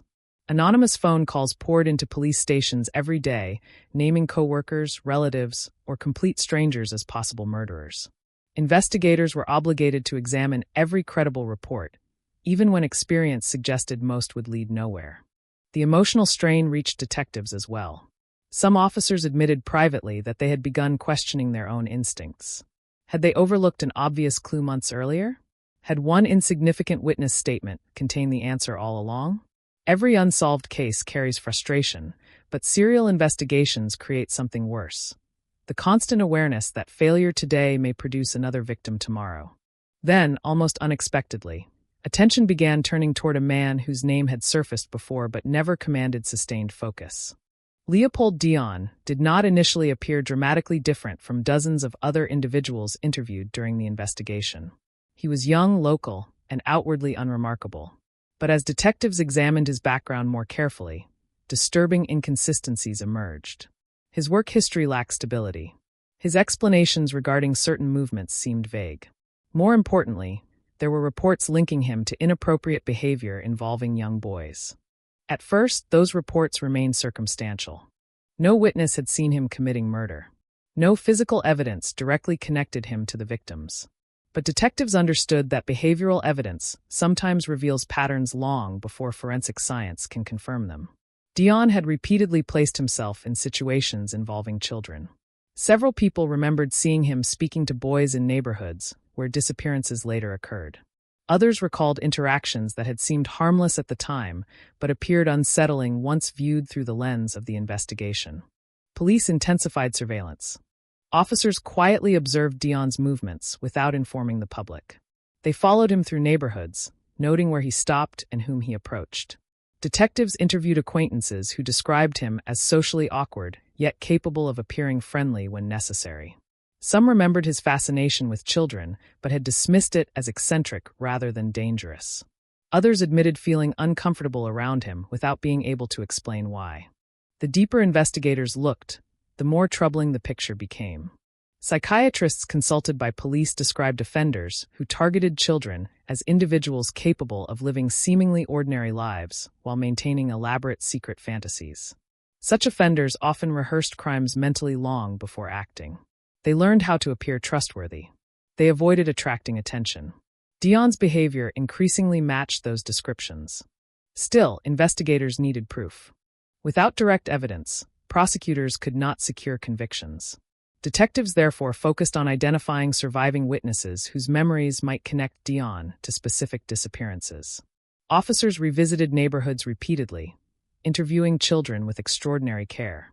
Young witnesses often remembered details adults overlooked: the color of a bicycle, the sound of a voice, or the candy offered by a stranger. Investigators used maps, photographs, and patient questioning to help reconstruct forgotten encounters. Gradually, fragments began fitting together. One boy remembered seeing Dion near a playground shortly before another child vanished. Another recalled being approached by a man matching his description but running home before accepting candy. A shopkeeper vaguely recognized him from afternoons when several victims had been nearby. None of these observations alone solved the case. Together, they transformed Dion from one name among hundreds into the investigation's primary focus. The pressure upon him quietly increased. Although Dion continued trying to present himself as ordinary, detectives noticed subtle changes. He appeared increasingly nervous during interviews. His explanations shifted slightly between conversations. Small contradictions emerged regarding dates and locations. Experienced investigators recognized these inconsistencies as possible signs of deception rather than simple forgetfulness. At the same time, forensic specialists re-examined evidence collected over several years. Clothing fibers, footprints, handwritten notes, and recovered objects received renewed attention. Technology remained limited compared with modern standards, but investigators understood that fresh eyes sometimes discover connections missed during earlier examinations. The community remained unaware of how close police believed they were to identifying the monster of Pont Rouge. Parents continued escorting children everywhere. Schools maintained heightened security. Newspapers published updates almost daily, though investigators carefully withheld certain information to avoid alerting their suspect. Detectives feared that if Dion realized he had become the primary target, he might flee, destroy evidence, or claim another victim before police could act. The investigation entered its most delicate stage. Years of frustration had finally produced a suspect whose behavior aligned with the psychological profile, whose movements overlapped with multiple disappearances, and whose interactions with children appeared increasingly suspicious. Yet suspicion alone could not end the nightmare haunting Quebec. Detectives needed the one mistake every serial offender eventually makes: the single crack in the carefully constructed facade that would allow them to move from theory to certainty. For Leopold Dion, that mistake was closer than he realized. The breakthrough did not arrive as a dramatic confession or a miraculous piece of forensic evidence. Instead, it emerged the way many of the most important developments in criminal investigations do: through relentless persistence, countless interviews, and detectives refusing to abandon details that had once seemed too small to matter. After years of fear, frustration, and heartbreaking failure, the investigation surrounding Leopold Dion finally began moving in one unmistakable direction. Investigators had reached a point where they no longer viewed Dion as simply another suspicious man in Quebec. His name kept resurfacing whenever detectives reconstructed the final movements of the victims. His routine placed him near neighborhoods where children had disappeared. Witnesses who had initially dismissed their encounters with him gradually began remembering additional details as investigators patiently revisited every interview. A stranger who had once seemed forgettable suddenly became impossible to ignore. The detectives understood something equally important. Serial offenders rarely stop because of guilt.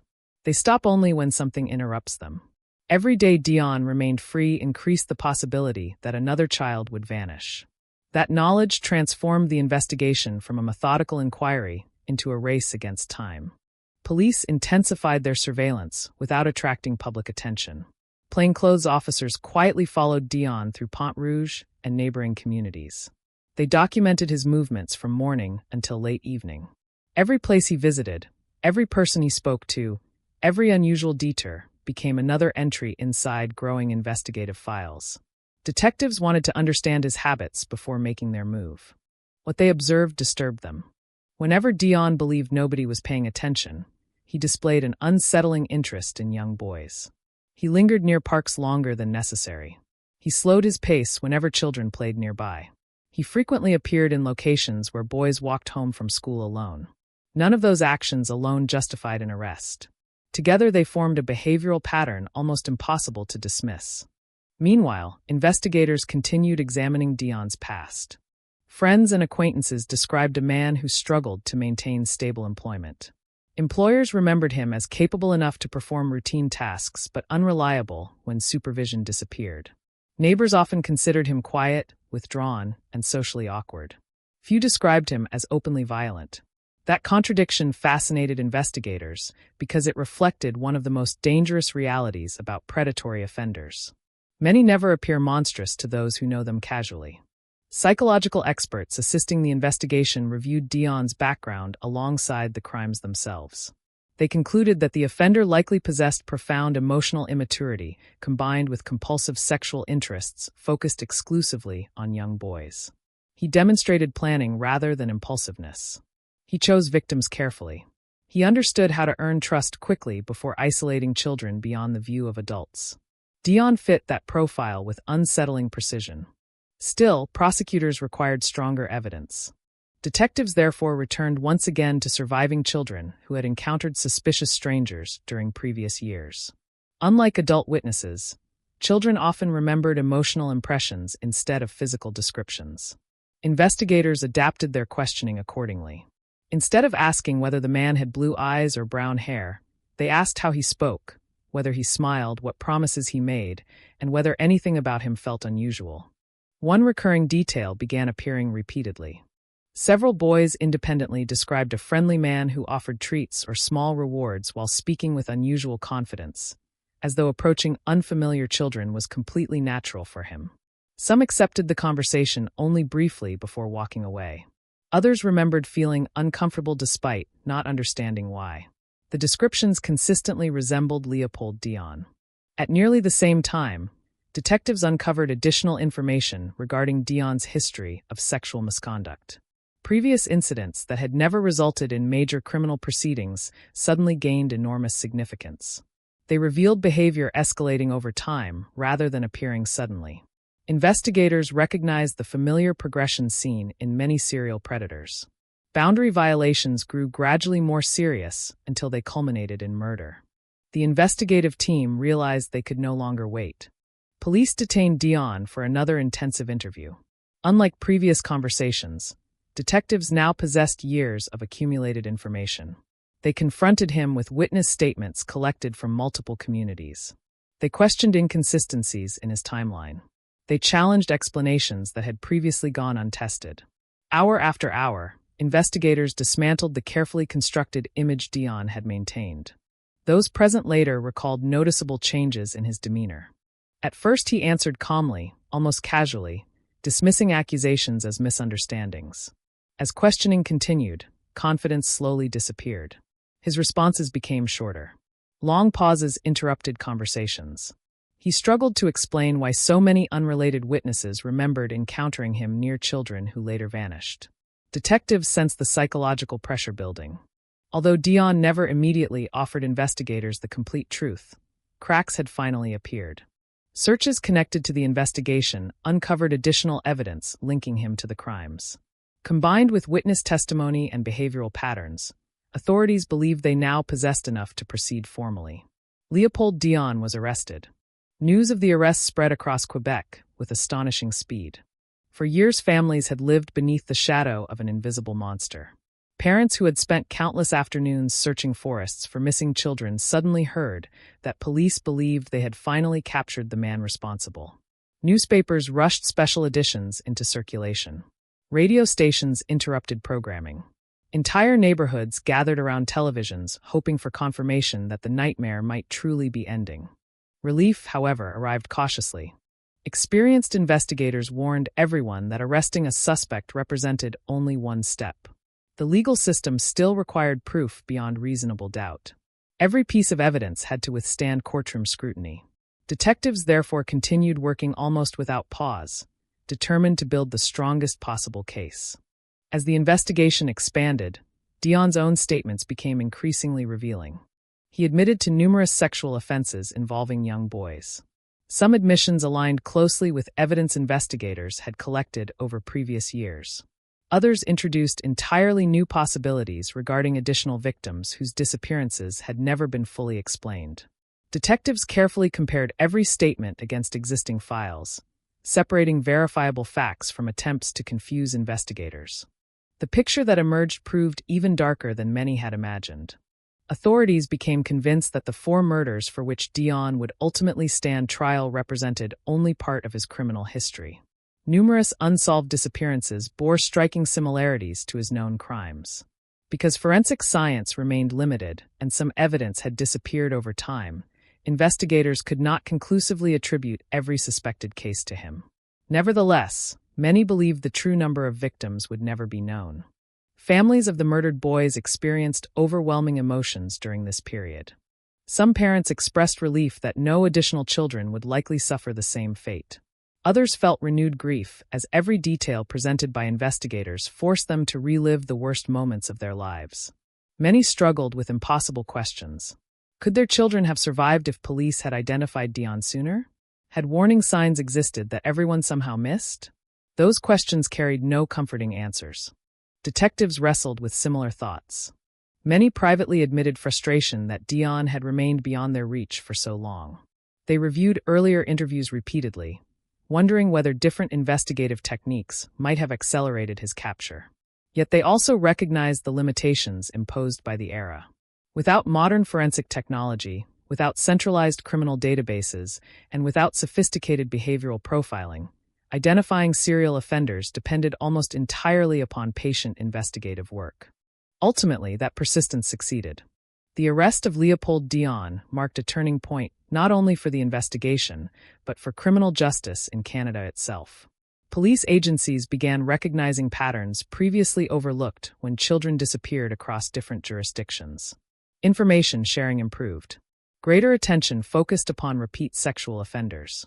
Cases that might once have remained isolated investigations increasingly became coordinated efforts. For the first time in years, communities slowly allowed themselves to hope. Children still walked cautiously to school. Parents continued watching them more closely than ever before. But beneath the lingering fear existed something absent for far too long. The belief that the man responsible for so much suffering would finally have to answer for his crimes before a court of law. The investigation that had consumed years of heartbreak was approaching its final chapter, and the evidence gathered against Leopold Dion would soon be tested where it mattered most. Inside a packed courtroom, before grieving families determined to hear justice pronounced at last. The courtroom became the final battleground in a case that had haunted Quebec for years. By the time Leopold Dion appeared before the judge, the man the newspapers had labeled the monster of Pont Rouge no longer looked like the mysterious predator who had terrified entire communities. He appeared small, quiet, and physically unimpressive. But no one inside the courthouse was fooled by appearances anymore. The families seated behind the prosecutors knew exactly what kind of man sat only a few meters away. Every parent who had buried a child, every investigator who had spent sleepless nights searching forests and abandoned buildings, every journalist who had documented the disappearances understood that the ordinary-looking defendant had destroyed countless lives. Security around the courthouse reflected the public's emotions. Uniformed officers stood at every entrance. Reporters crowded the sidewalks from sunrise, hoping to secure a position inside the courtroom. Families of victims arrived early, speaking very little to one another. Some carried photographs of sons who would never become teenagers. Others simply held each other's hands, uncertain whether finally confronting the accused would bring peace or reopen wounds that had never healed. When Leopold Dion entered the courtroom, every conversation stopped. For several seconds, the only sound came from chairs scraping quietly against the wooden floor as people adjusted themselves to watch him. Some parents stared directly at him without blinking. Others could not bear to look and kept their eyes fixed on the judge's bench instead. Detectives who had devoted years to tracking Dion studied him carefully, searching for signs of remorse. They found none. The prosecution presented the case methodically.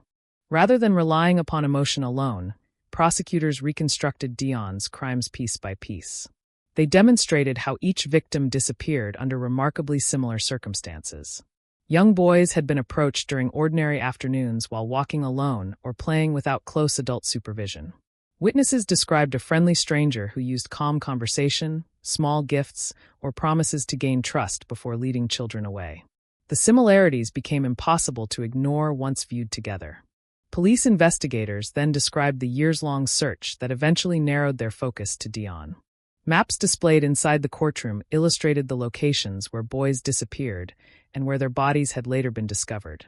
Detectives explained how hundreds of potential suspects had been investigated before Dion emerged as the central figure. Jurors listened as investigators detailed the painstaking process of interviewing witnesses multiple times, comparing statements collected years apart, and identifying recurring behavioral patterns that pointed consistently toward the defendant. The testimony often became emotionally overwhelming. Parents listened while prosecutors described the final known moments of their children's lives. Teachers recalled the afternoons when empty classroom seats signaled that something had gone terribly wrong. Volunteers described endless searches through fields and forests where hope slowly transformed into despair. Some witnesses struggled to continue speaking, forcing the judge to pause proceedings while emotions settled. Perhaps the most devastating testimony came from surviving boys who had encountered Dion but escaped becoming victims. Now older, they recounted seemingly ordinary conversations that had only later revealed their true danger. One remembered being offered candy. Another recalled being promised money. A third described the uncomfortable feeling that convinced him to run home instead of following the stranger. None of them realized at the time how narrowly they had escaped. Their testimonies demonstrated not only Dion's methods, but also the frightening randomness separating survivors from victims. Psychological experts testified next. They explained the behavioral characteristics common among child predators who repeatedly target vulnerable victims. Such offenders often appear polite, cooperative, and harmless in everyday life. They cultivate trust deliberately. They rehearse conversations. They study routines until opportunities present themselves naturally. Prosecutors argued that Dion's conduct matched those characteristics with alarming accuracy. The defense attempted to challenge the investigation. Attorneys questioned the reliability of witness memories collected years after the crimes. They argued that public fear and extensive media coverage could have influenced recollections. They emphasized the absence of modern forensic evidence linking Dion directly to every suspected offense. Without DNA technology available decades later, many physical traces simply could not provide definitive answers. Yet the cumulative weight of evidence remained overwhelming. Investigators presented Dion's own admissions concerning repeated sexual assaults against boys. They highlighted his familiarity with areas where victims disappeared. Witness after witness placed him near children shortly before they vanished. Behavioral evidence, prior misconduct, opportunity, and consistent testimony combined into a picture that became increasingly difficult for the defense to dismantle. Throughout the proceedings, Dion displayed remarkably little emotion. Observers expected visible guilt, anger, or fear. Instead, he often appeared detached, almost indifferent to the devastating stories unfolding around him. Reporters noted that he rarely looked toward the victims' families. When particularly emotional testimony filled the courtroom, Dion frequently stared downward or toward the defense table without visible reaction. For grieving parents, that emotional emptiness proved almost as painful as the crimes themselves.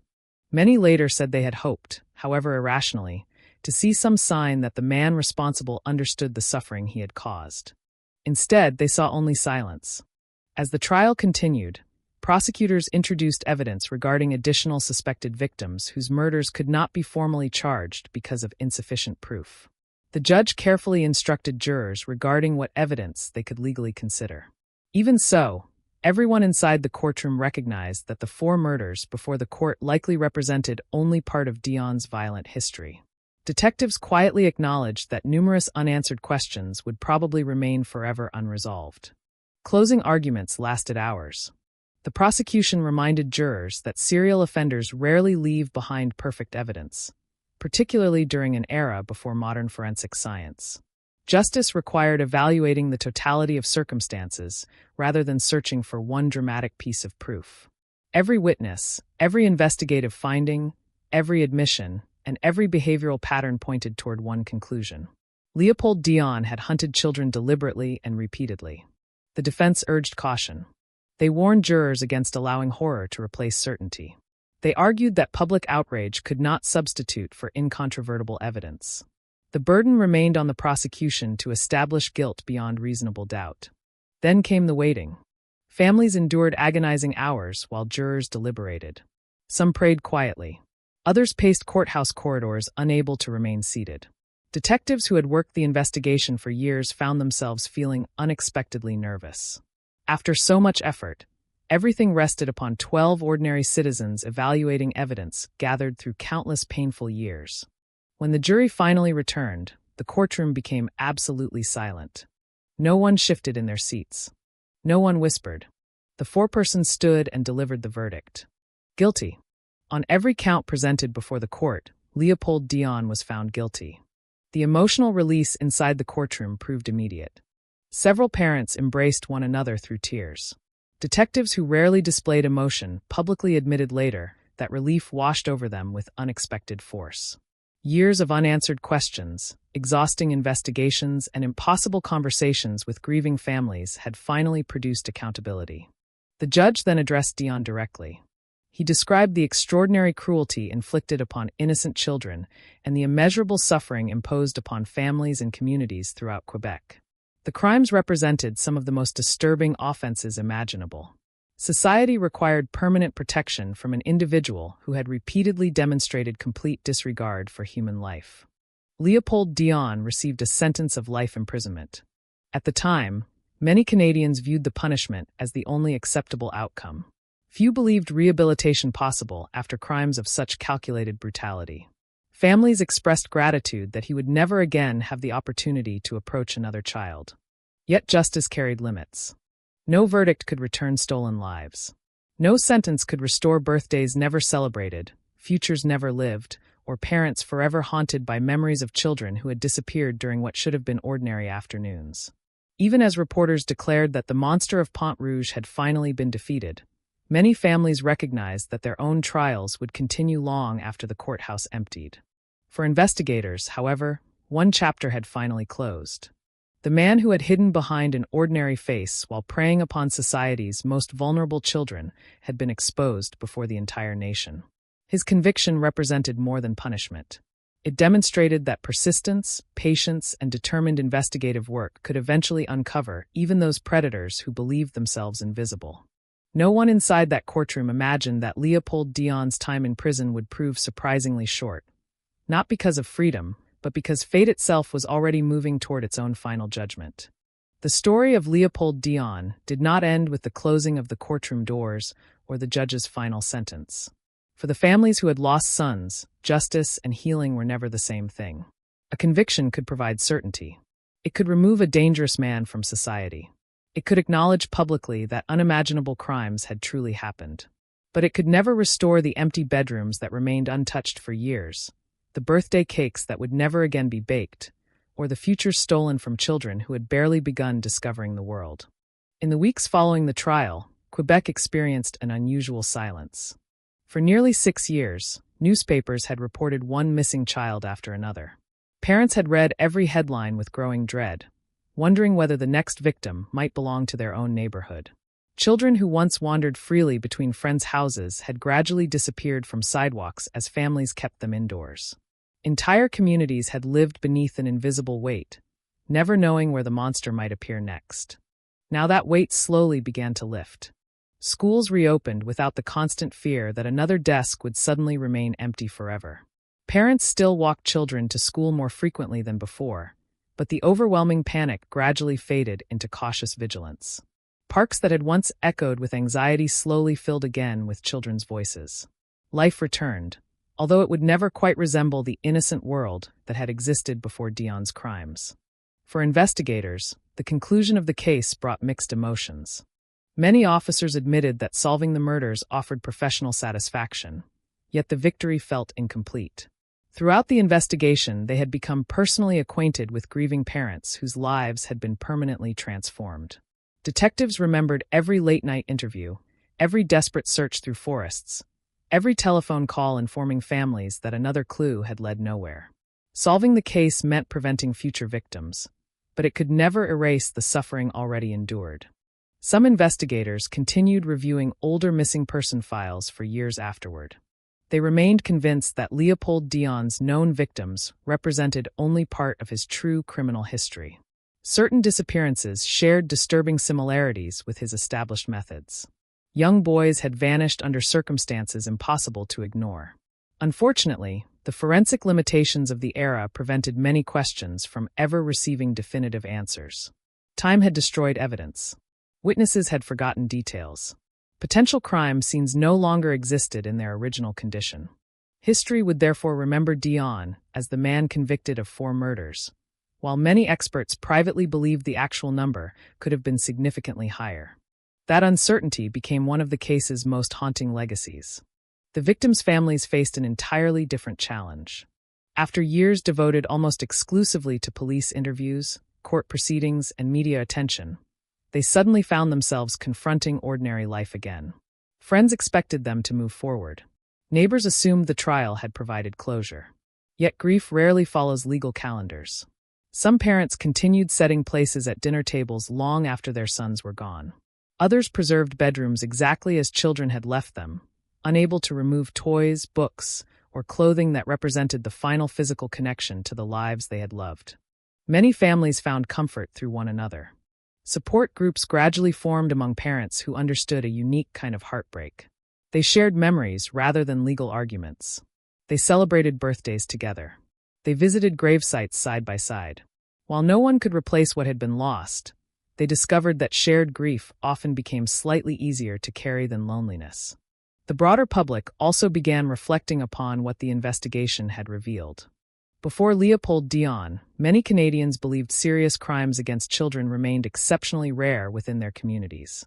Parents often assumed danger came from strangers passing briefly through town, rather than familiar faces living nearby.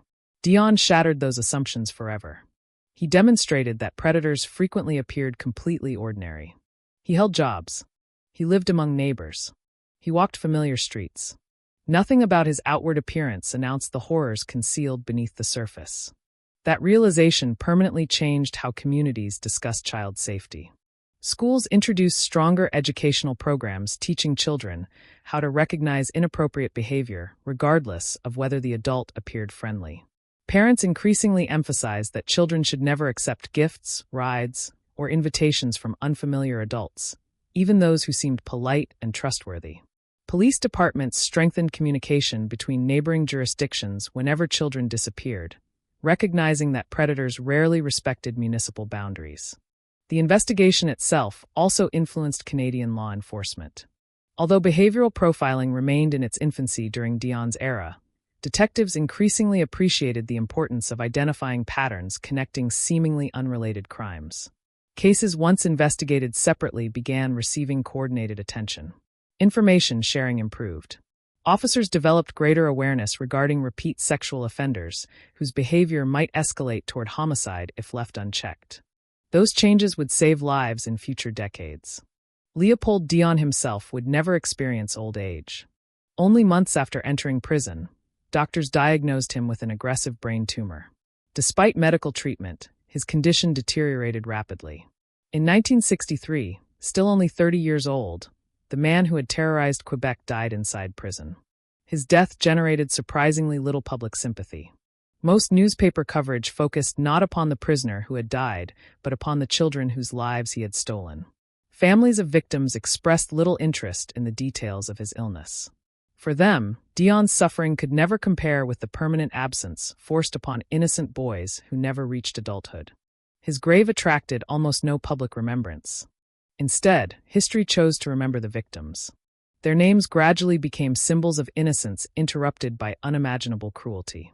Communities honored them through memorials, newspaper retrospectives, and educational efforts reminding future generations that vigilance protects children only when society refuses to ignore warning signs.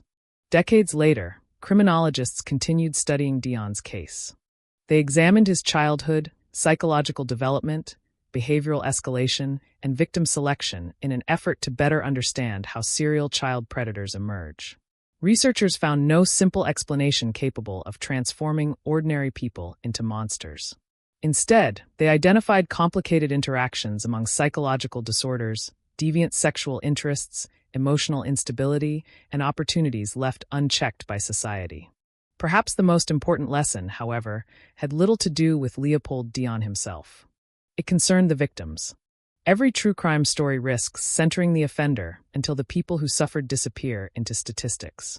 But behind every investigation stood children with favorite games, favorite foods, favorite stories before bedtime, dreams of becoming adults, and families who loved them beyond measure. Their lives deserved to be remembered for far more than the way they ended. The monster of Pont Rouge sought complete control over those children's stories. He failed. Today, his name survives primarily as a warning, while the memory of the boys he murdered continues reminding Canadians why child protection demands constant attention, patient investigation, and communities willing to believe that even the smallest warning sign deserves to be taken seriously. The legacy of Leopold Dion is not one of fear alone. It is also the legacy of parents who refused to stop searching, investigators who refused to abandon impossible cases, communities that learned painful lessons, and a justice system that ultimately held a predator accountable despite enormous obstacles. Their determination reshaped how Canada investigates crimes against children, proving that even when evil hides behind an ordinary smile, persistence, courage, and compassion can eventually expose the truth. And perhaps that remains the final lesson of this case. Monsters rarely announce themselves. They blend into everyday life, wearing familiar faces and ordinary routines. Protecting the innocent, therefore, depends not upon living in constant fear, but upon remaining observant, listening to children, trusting instincts when something feels wrong, and never allowing silence to protect those who prey upon society's most vulnerable. Every child deserves the chance to grow up believing the world is safe. Every community carries the responsibility to make that belief as true as possible. The case did not disappear when Leopold Dion died behind prison walls. In many ways, the real consequences only became visible during the decades that followed. Every major investigation into child disappearances in Quebec would eventually be compared to the failures and successes of the Dion investigation. Detectives who entered police academies years later still studied the files, not because they admired the investigation, but because they wanted to understand where precious hours had been lost and where opportunities had been missed. Those lessons would slowly reshape the way Canadian law enforcement approached crimes involving children. In the years before Dion's arrest, police departments often treated disappearances as isolated events. One missing child belonged to one local jurisdiction, another child to another town, and investigators rarely viewed the crimes together unless overwhelming evidence forced them to do so. Dion's pattern exposed the weakness of that approach. The boys came from different communities, disappeared on different dates, and had no direct connection to one another. Yet the offender remained the same. Modern investigators would later recognize that serial predators thrive when information remains fragmented. After the Dion investigation, communication between neighboring police agencies became increasingly important whenever children disappeared under suspicious circumstances. Parents also changed. For generations, many families throughout rural Quebec believed that danger came from distant cities or unknown outsiders. Their neighborhoods were small, familiar, and built upon trust. Children walked to school alone. They rode bicycles until sunset. They played in parks without constant supervision because everyone believed they knew one another. Dion shattered that illusion forever. He was not a mysterious figure hiding in the shadows every day. He blended into ordinary life. He looked approachable. He spoke calmly. He knew how to make frightened children feel comfortable within minutes. That realization permanently altered how families discussed personal safety. Schools gradually introduced educational programs teaching children to recognize inappropriate behavior. Teachers explained that strangers were not always frightening-looking people hiding in dark alleyways. Sometimes they smiled. Sometimes they offered gifts. Sometimes they sounded friendly. Children learned that no candy, no money, and no promise of adventure was worth leaving with someone they did not truly know. Those conversations, uncomfortable as they often were, became one of Dion's unintended legacies. Criminologists continued examining his life for decades. They searched for a single event capable of explaining how an ordinary young man transformed into one of Canada's most notorious child killers. Instead, they found layers of psychological complexity without simple answers. Dion demonstrated many characteristics now associated with organized sexual predators. He planned carefully. He selected vulnerable victims. He understood how to manipulate trust before resorting to violence. Experts concluded that offenders like Dion rarely emerge overnight. Their behavior often escalates gradually while remaining invisible to those around them until irreversible tragedy occurs. Even today, specialists continue debating one haunting question.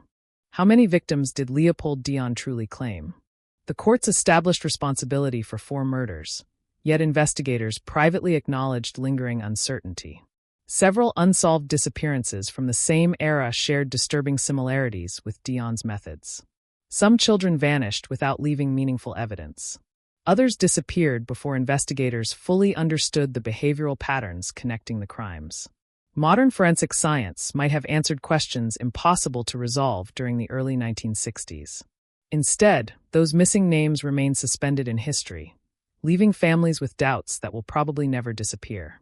For surviving relatives of the confirmed victims, grief changed shape but never truly ended. The first years after the murders were dominated by shock. The following years became filled with anniversaries, birthdays, and milestones that never arrived. Parents imagined graduations that would never happen. Brothers and sisters grew older than the boys who had been taken away. Family photographs gradually became more painful because every passing year highlighted the lives that had been interrupted forever. Some families chose privacy. Others spoke publicly about their sons whenever journalists requested interviews. They wanted Canadians to remember that their children had names, personalities, dreams, and futures beyond becoming statistics inside a criminal investigation.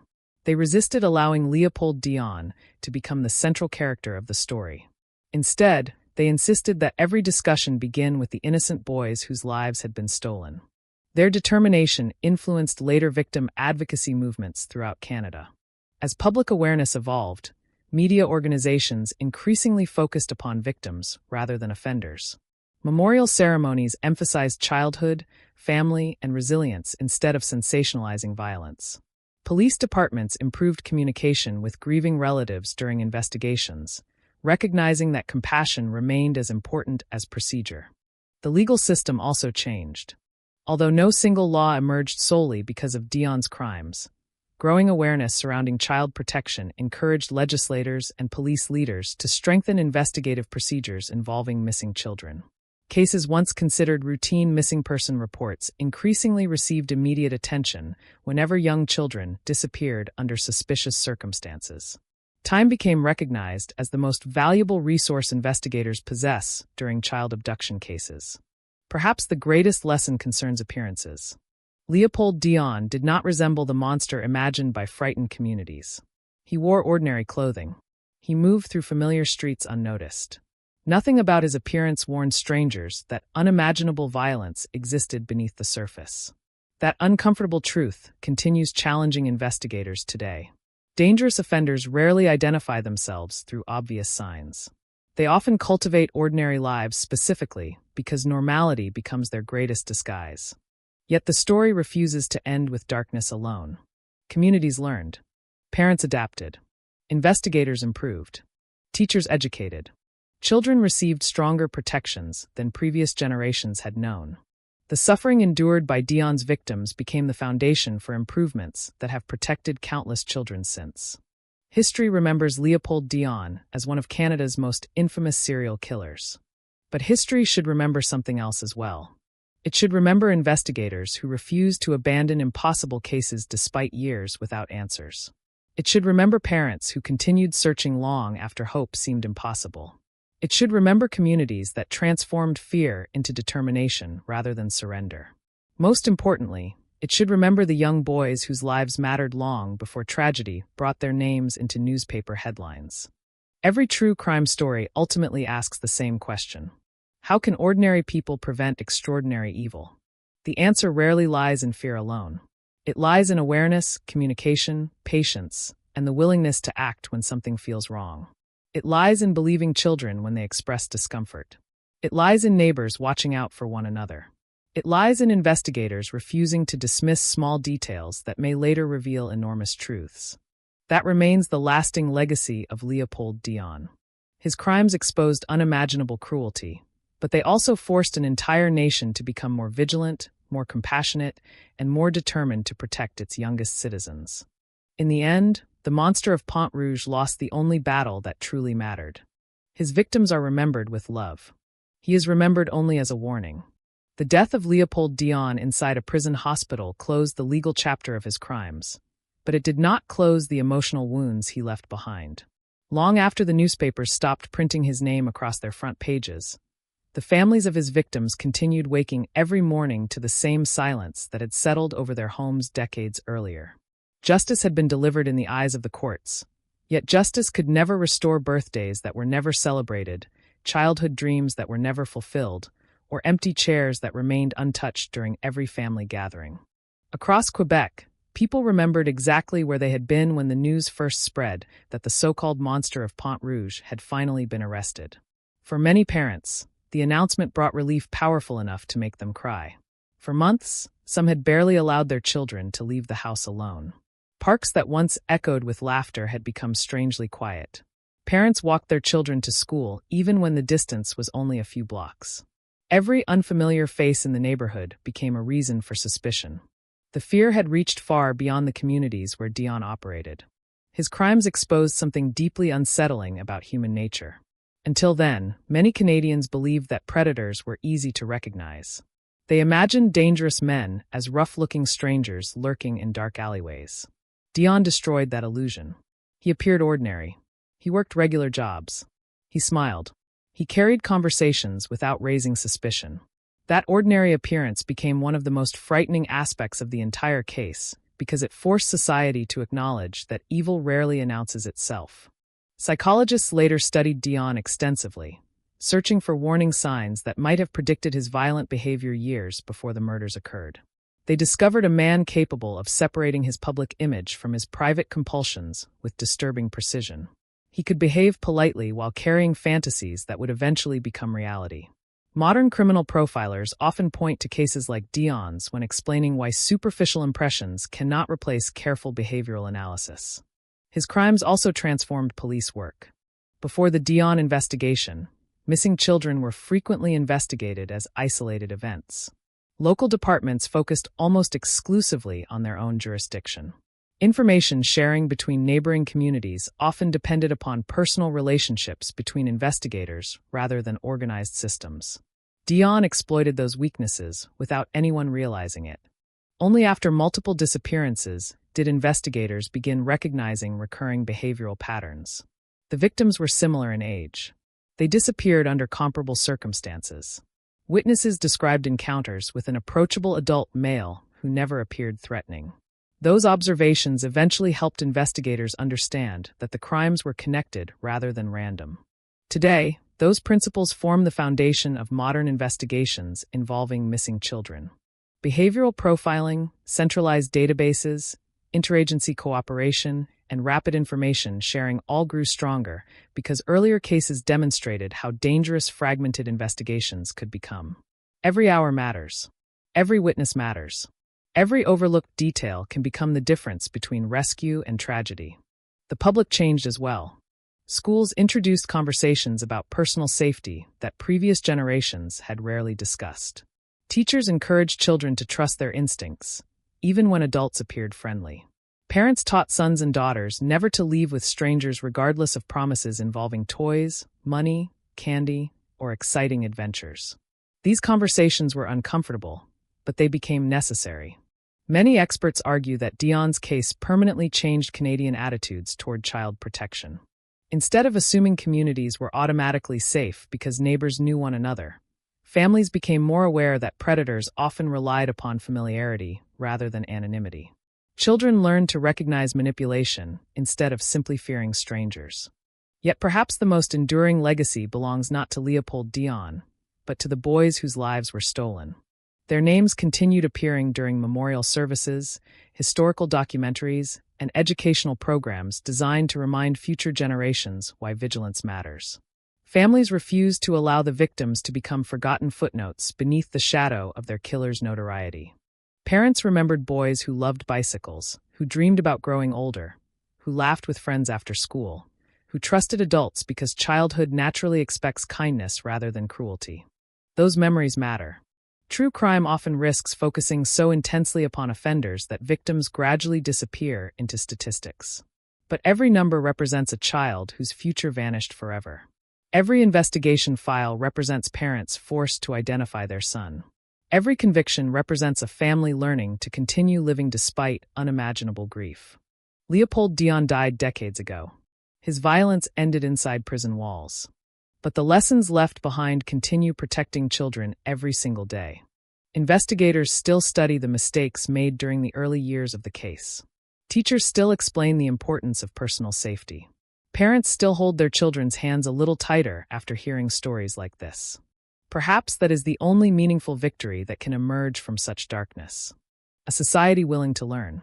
A community determined never to repeat the same mistakes. And generations of children growing up safer because innocent boys paid the highest possible price. History remembers Leopold Dion as one of Canada's most infamous child killers.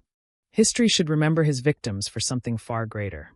They became the reason an entire nation decided that protecting children could never again be treated as someone else's responsibility. Decades after the name Leopold Dion became associated with fear, one question continues to remain in the minds of investigators, historians, and families who lived through that terrifying period. Was the full truth ever discovered? The official records confirmed 4 murders. 4 young boys whose lives ended because they crossed paths with a man who understood how to manipulate trust.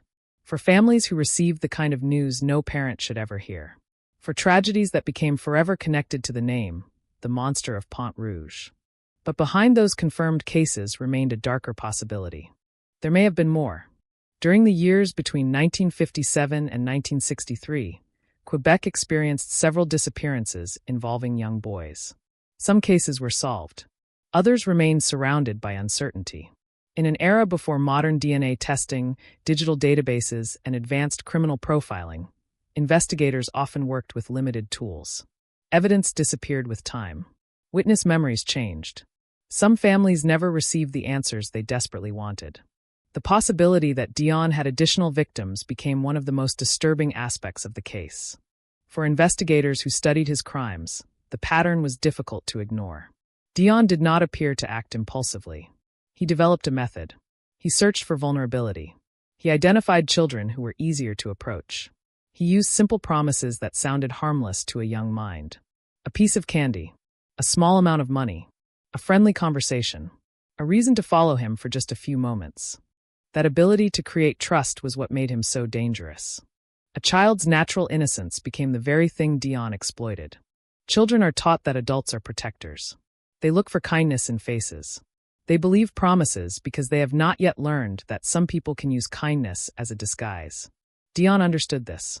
He knew that fear was not always the most effective weapon. Sometimes a smile was enough. That realization changed the way society viewed child safety.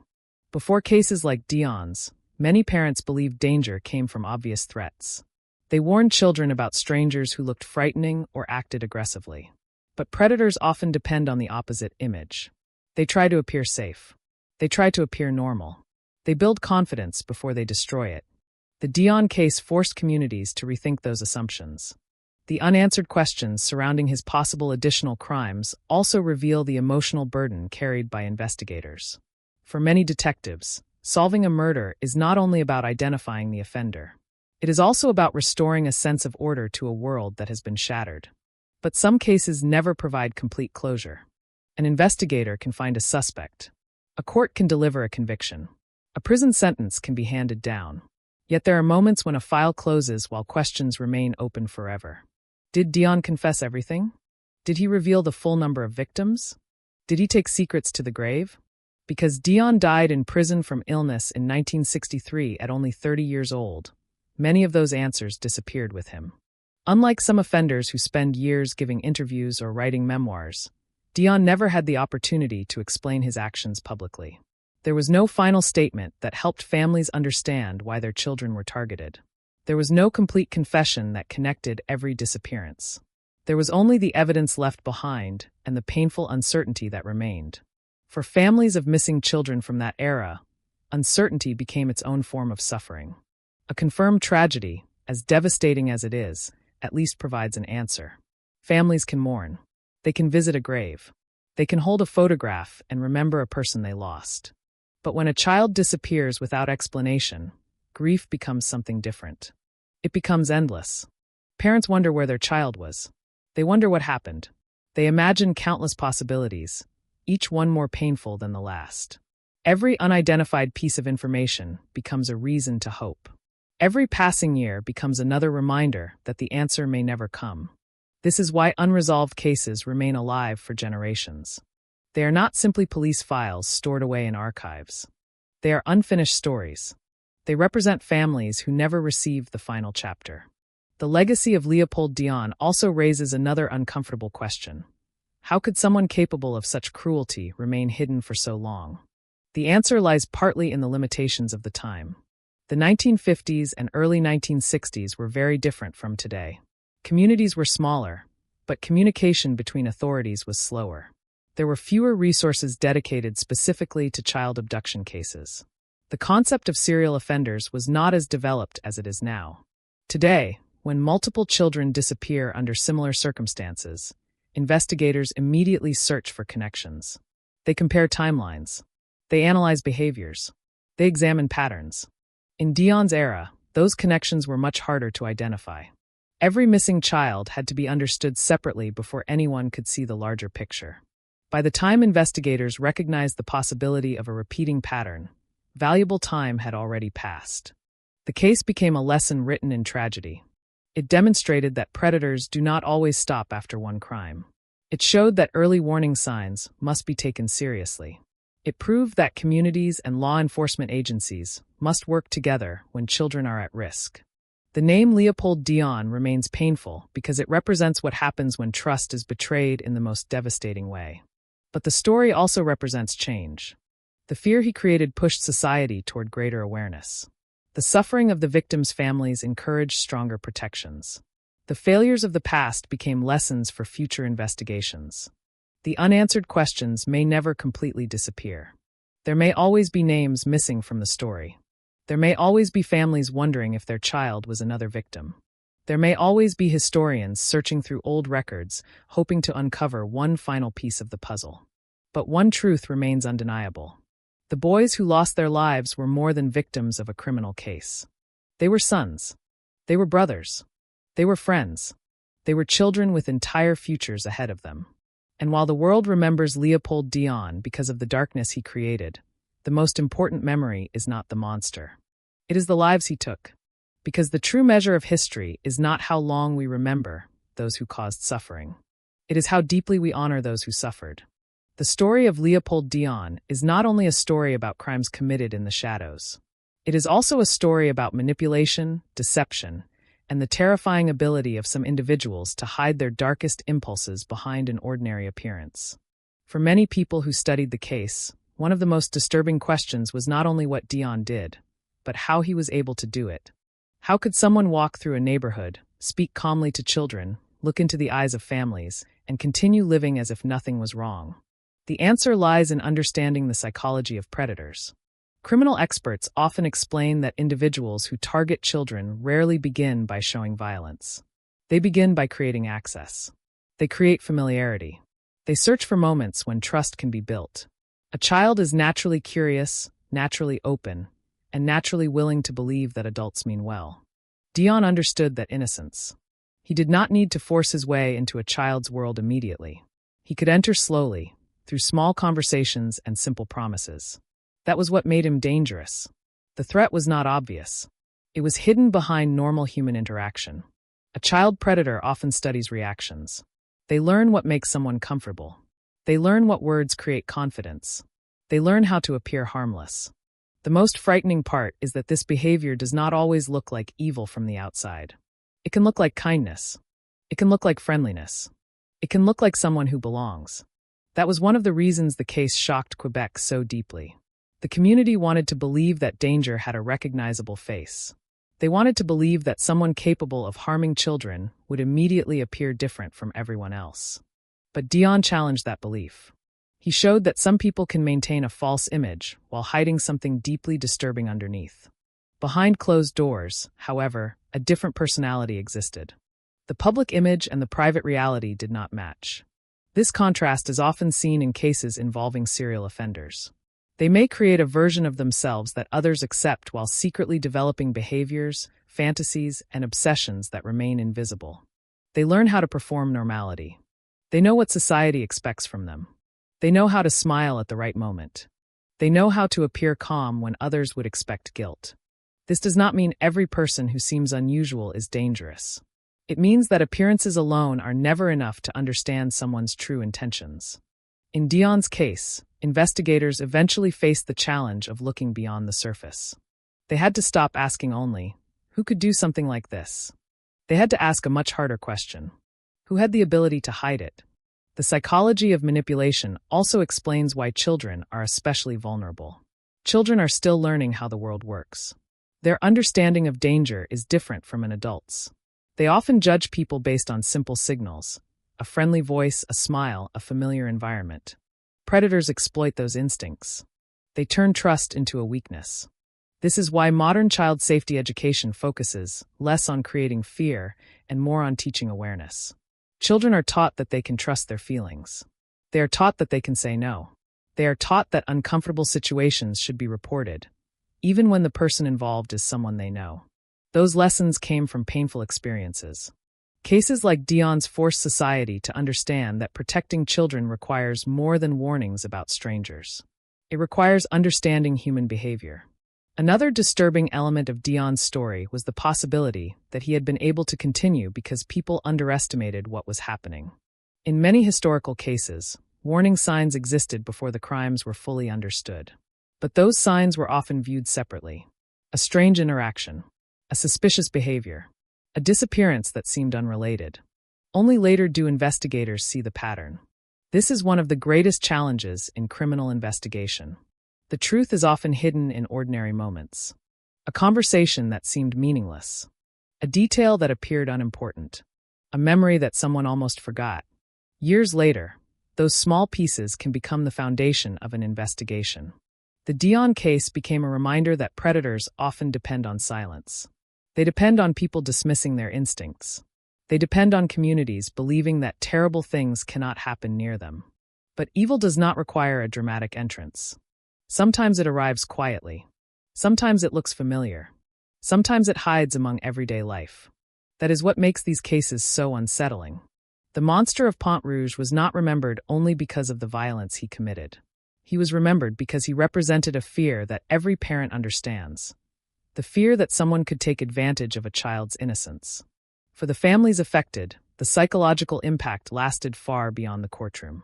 A murder investigation eventually ends. A trial eventually ends. A sentence is eventually announced. But trauma does not follow a schedule. The families had to continue living with memories that could not be erased. Places that once felt ordinary could become reminders. Dates could bring back painful emotions. Childhood memories could become connected to loss. The victims' families were forced to carry a burden they never asked for. And this is why true crime stories must always return to the people harmed, not only the person responsible. Understanding the psychology of an offender should never become an excuse. It should never reduce responsibility. Instead, it should help society recognize danger earlier and prevent future tragedies. Leopold Dion's crimes remain a dark chapter in Canadian history, but studying that darkness serves a purpose. It teaches that trust must be protected. It teaches that children deserve safety. It teaches that communities must pay attention when something feels wrong. Because behind every investigation is a human story. Behind every statistic is a child. And behind every tragedy is a reminder that awareness can save lives. When the name Leopold Dion became known across Quebec, it did not only represent the discovery of a murderer. It represented a painful moment when an entire society was forced to look at the way it protected its most vulnerable members. The investigation into the monster of Pont Rouge unfolded during a time when policing was very different from what it is today. There were no advanced digital systems connecting every department instantly. There were no massive national databases capable of comparing cases in seconds. Investigators relied heavily on interviews, physical evidence, local knowledge, and the ability to recognize patterns through experience. But when children began disappearing, time became the enemy. Every missing child created a wave of panic. Parents searched streets, neighbors looked through parks and empty fields, and police officers followed every possible lead. Behind every report was the same desperate hope, that the child would be found alive. But as the disappearances continued, fear grew into something larger. People began asking whether they were dealing with separate tragedies or one person moving through different communities. That question changed everything. At first, missing children cases were often treated individually. A child could have wandered away. A child could have run away from home. A child could have been lost somewhere nearby. Those possibilities had to be considered. But investigators slowly began noticing similarities. The victims were young boys. The circumstances surrounding their disappearances shared disturbing patterns. There were signs that someone may have been gaining their trust before attacking. The realization that one offender could be responsible for multiple crimes was terrifying, but it also gave investigators a new direction. Instead of searching for unrelated explanations, they began searching for a common thread. And that thread led them toward Leopold Dion. The investigation required patience because Dion did not fit the image many people had of a violent criminal. He was not someone who openly displayed aggression in public. He was not someone who announced his intentions. Like many predators, his greatest weapon was the ability to appear ordinary. This created a difficult challenge for investigators. They were not simply searching for a dangerous man. They were searching for a man who had learned how to hide danger. Every interview became important. Every witness memory became valuable. Every small detail had the potential to reveal something larger. In cases involving children, investigators often face a unique emotional challenge. They must remain focused and professional while dealing with the reality that the victims are young and vulnerable. The disappearance of a child affects an entire community because children represent innocence and possibility. A missing child is not only a police matter. It becomes a collective fear. Families begin looking differently at their surroundings. Parents become more cautious. Children who once played freely outside are suddenly watched more closely. Everyday routines change because people no longer feel completely safe. That atmosphere existed during the years Dion terrorized Quebec. Communities that once trusted familiarity began questioning it. A neighbor could no longer be judged only by reputation. A friendly stranger could no longer automatically be considered harmless. The investigation also highlighted the importance of cooperation between law enforcement agencies. When crimes cross different areas, information sharing becomes essential. A clue discovered in one location may solve a mystery somewhere else. The Dion case became one of the examples that showed why investigators needed stronger methods for connecting crimes and identifying repeat offenders. The world of criminal investigation was learning an important lesson. A predator's pattern can be more revealing than a single crime. The way an offender approaches victims, the way they choose locations, the way they manipulate trust. These details create a behavioral signature. Today, criminal profilers and investigators use many of these principles routinely. But during Dion's era, these ideas were still developing. The tragedy was that those lessons came through suffering.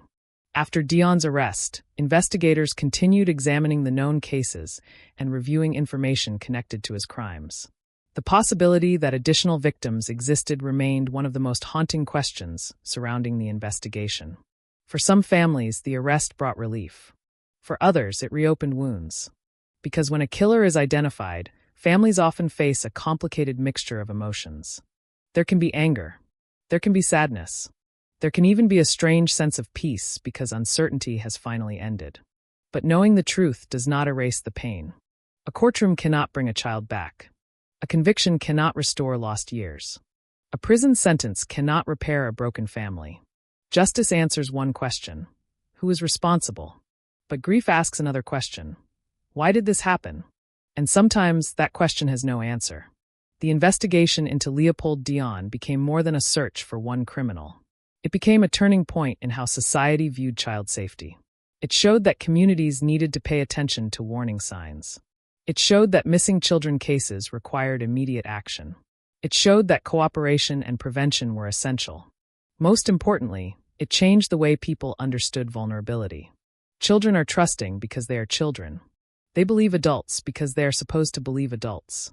The responsibility belongs to society to protect that trust, not exploit it. The monster of Pont Rouge left behind a legacy of fear, but his crimes also created a legacy of awareness. The failures and challenges of that investigation helped shape better systems for the future. Today, when authorities respond quickly to missing children reports, when communities share information, and when parents teach safety skills, those actions carry the lessons learned from cases like Dion's. The investigation ended decades ago. The files were eventually closed. But the responsibility created by those events continues. Because every generation inherits the duty to protect children better than the one before. And that may be the most important chapter in the story of Leopold Dion. The name Leopold Dion remains one of the darkest names in Canadian criminal history. Even decades after his crimes ended, the memory of the monster of Pont Rouge continues to create a feeling of unease. His story is not remembered because of the number of years he was active, or because of the length of his criminal career. It is remembered because of the lives he destroyed and the fear he brought into communities that once believed their children were safe. The years between 1957 and 1963 changed many families forever. Before Dion's crimes became known, childhood in many communities looked very different. Children often spent long hours outside. They walked to school, played in neighborhoods, visited friends, and explored without constant supervision. Communities were built around familiarity. People knew their neighbors. Parents trusted that children could move through the world with a certain level of freedom. But when children began disappearing, that sense of security began to disappear as well. Parents who once watched their children run through the streets without worry began looking over their shoulders. Simple moments became filled with fear. A child leaving the house to play was no longer just a normal part of growing up. It became a moment that carried anxiety. The fear created by Dion was not limited to one family. It spread.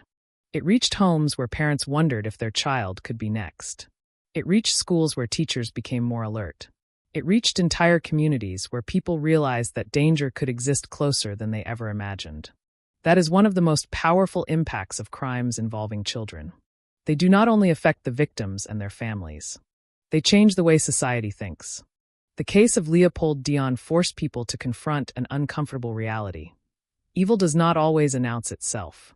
A dangerous person may not look dangerous. A criminal may not appear frightening. Sometimes the most disturbing individuals are the ones who know how to blend into ordinary life. Dion's ability to manipulate trust became one of the most chilling aspects of the case. He understood how to approach children. He understood how to appear less threatening. He used things that seemed small and harmless because he knew that children respond to kindness and attention. That method revealed something important about predators.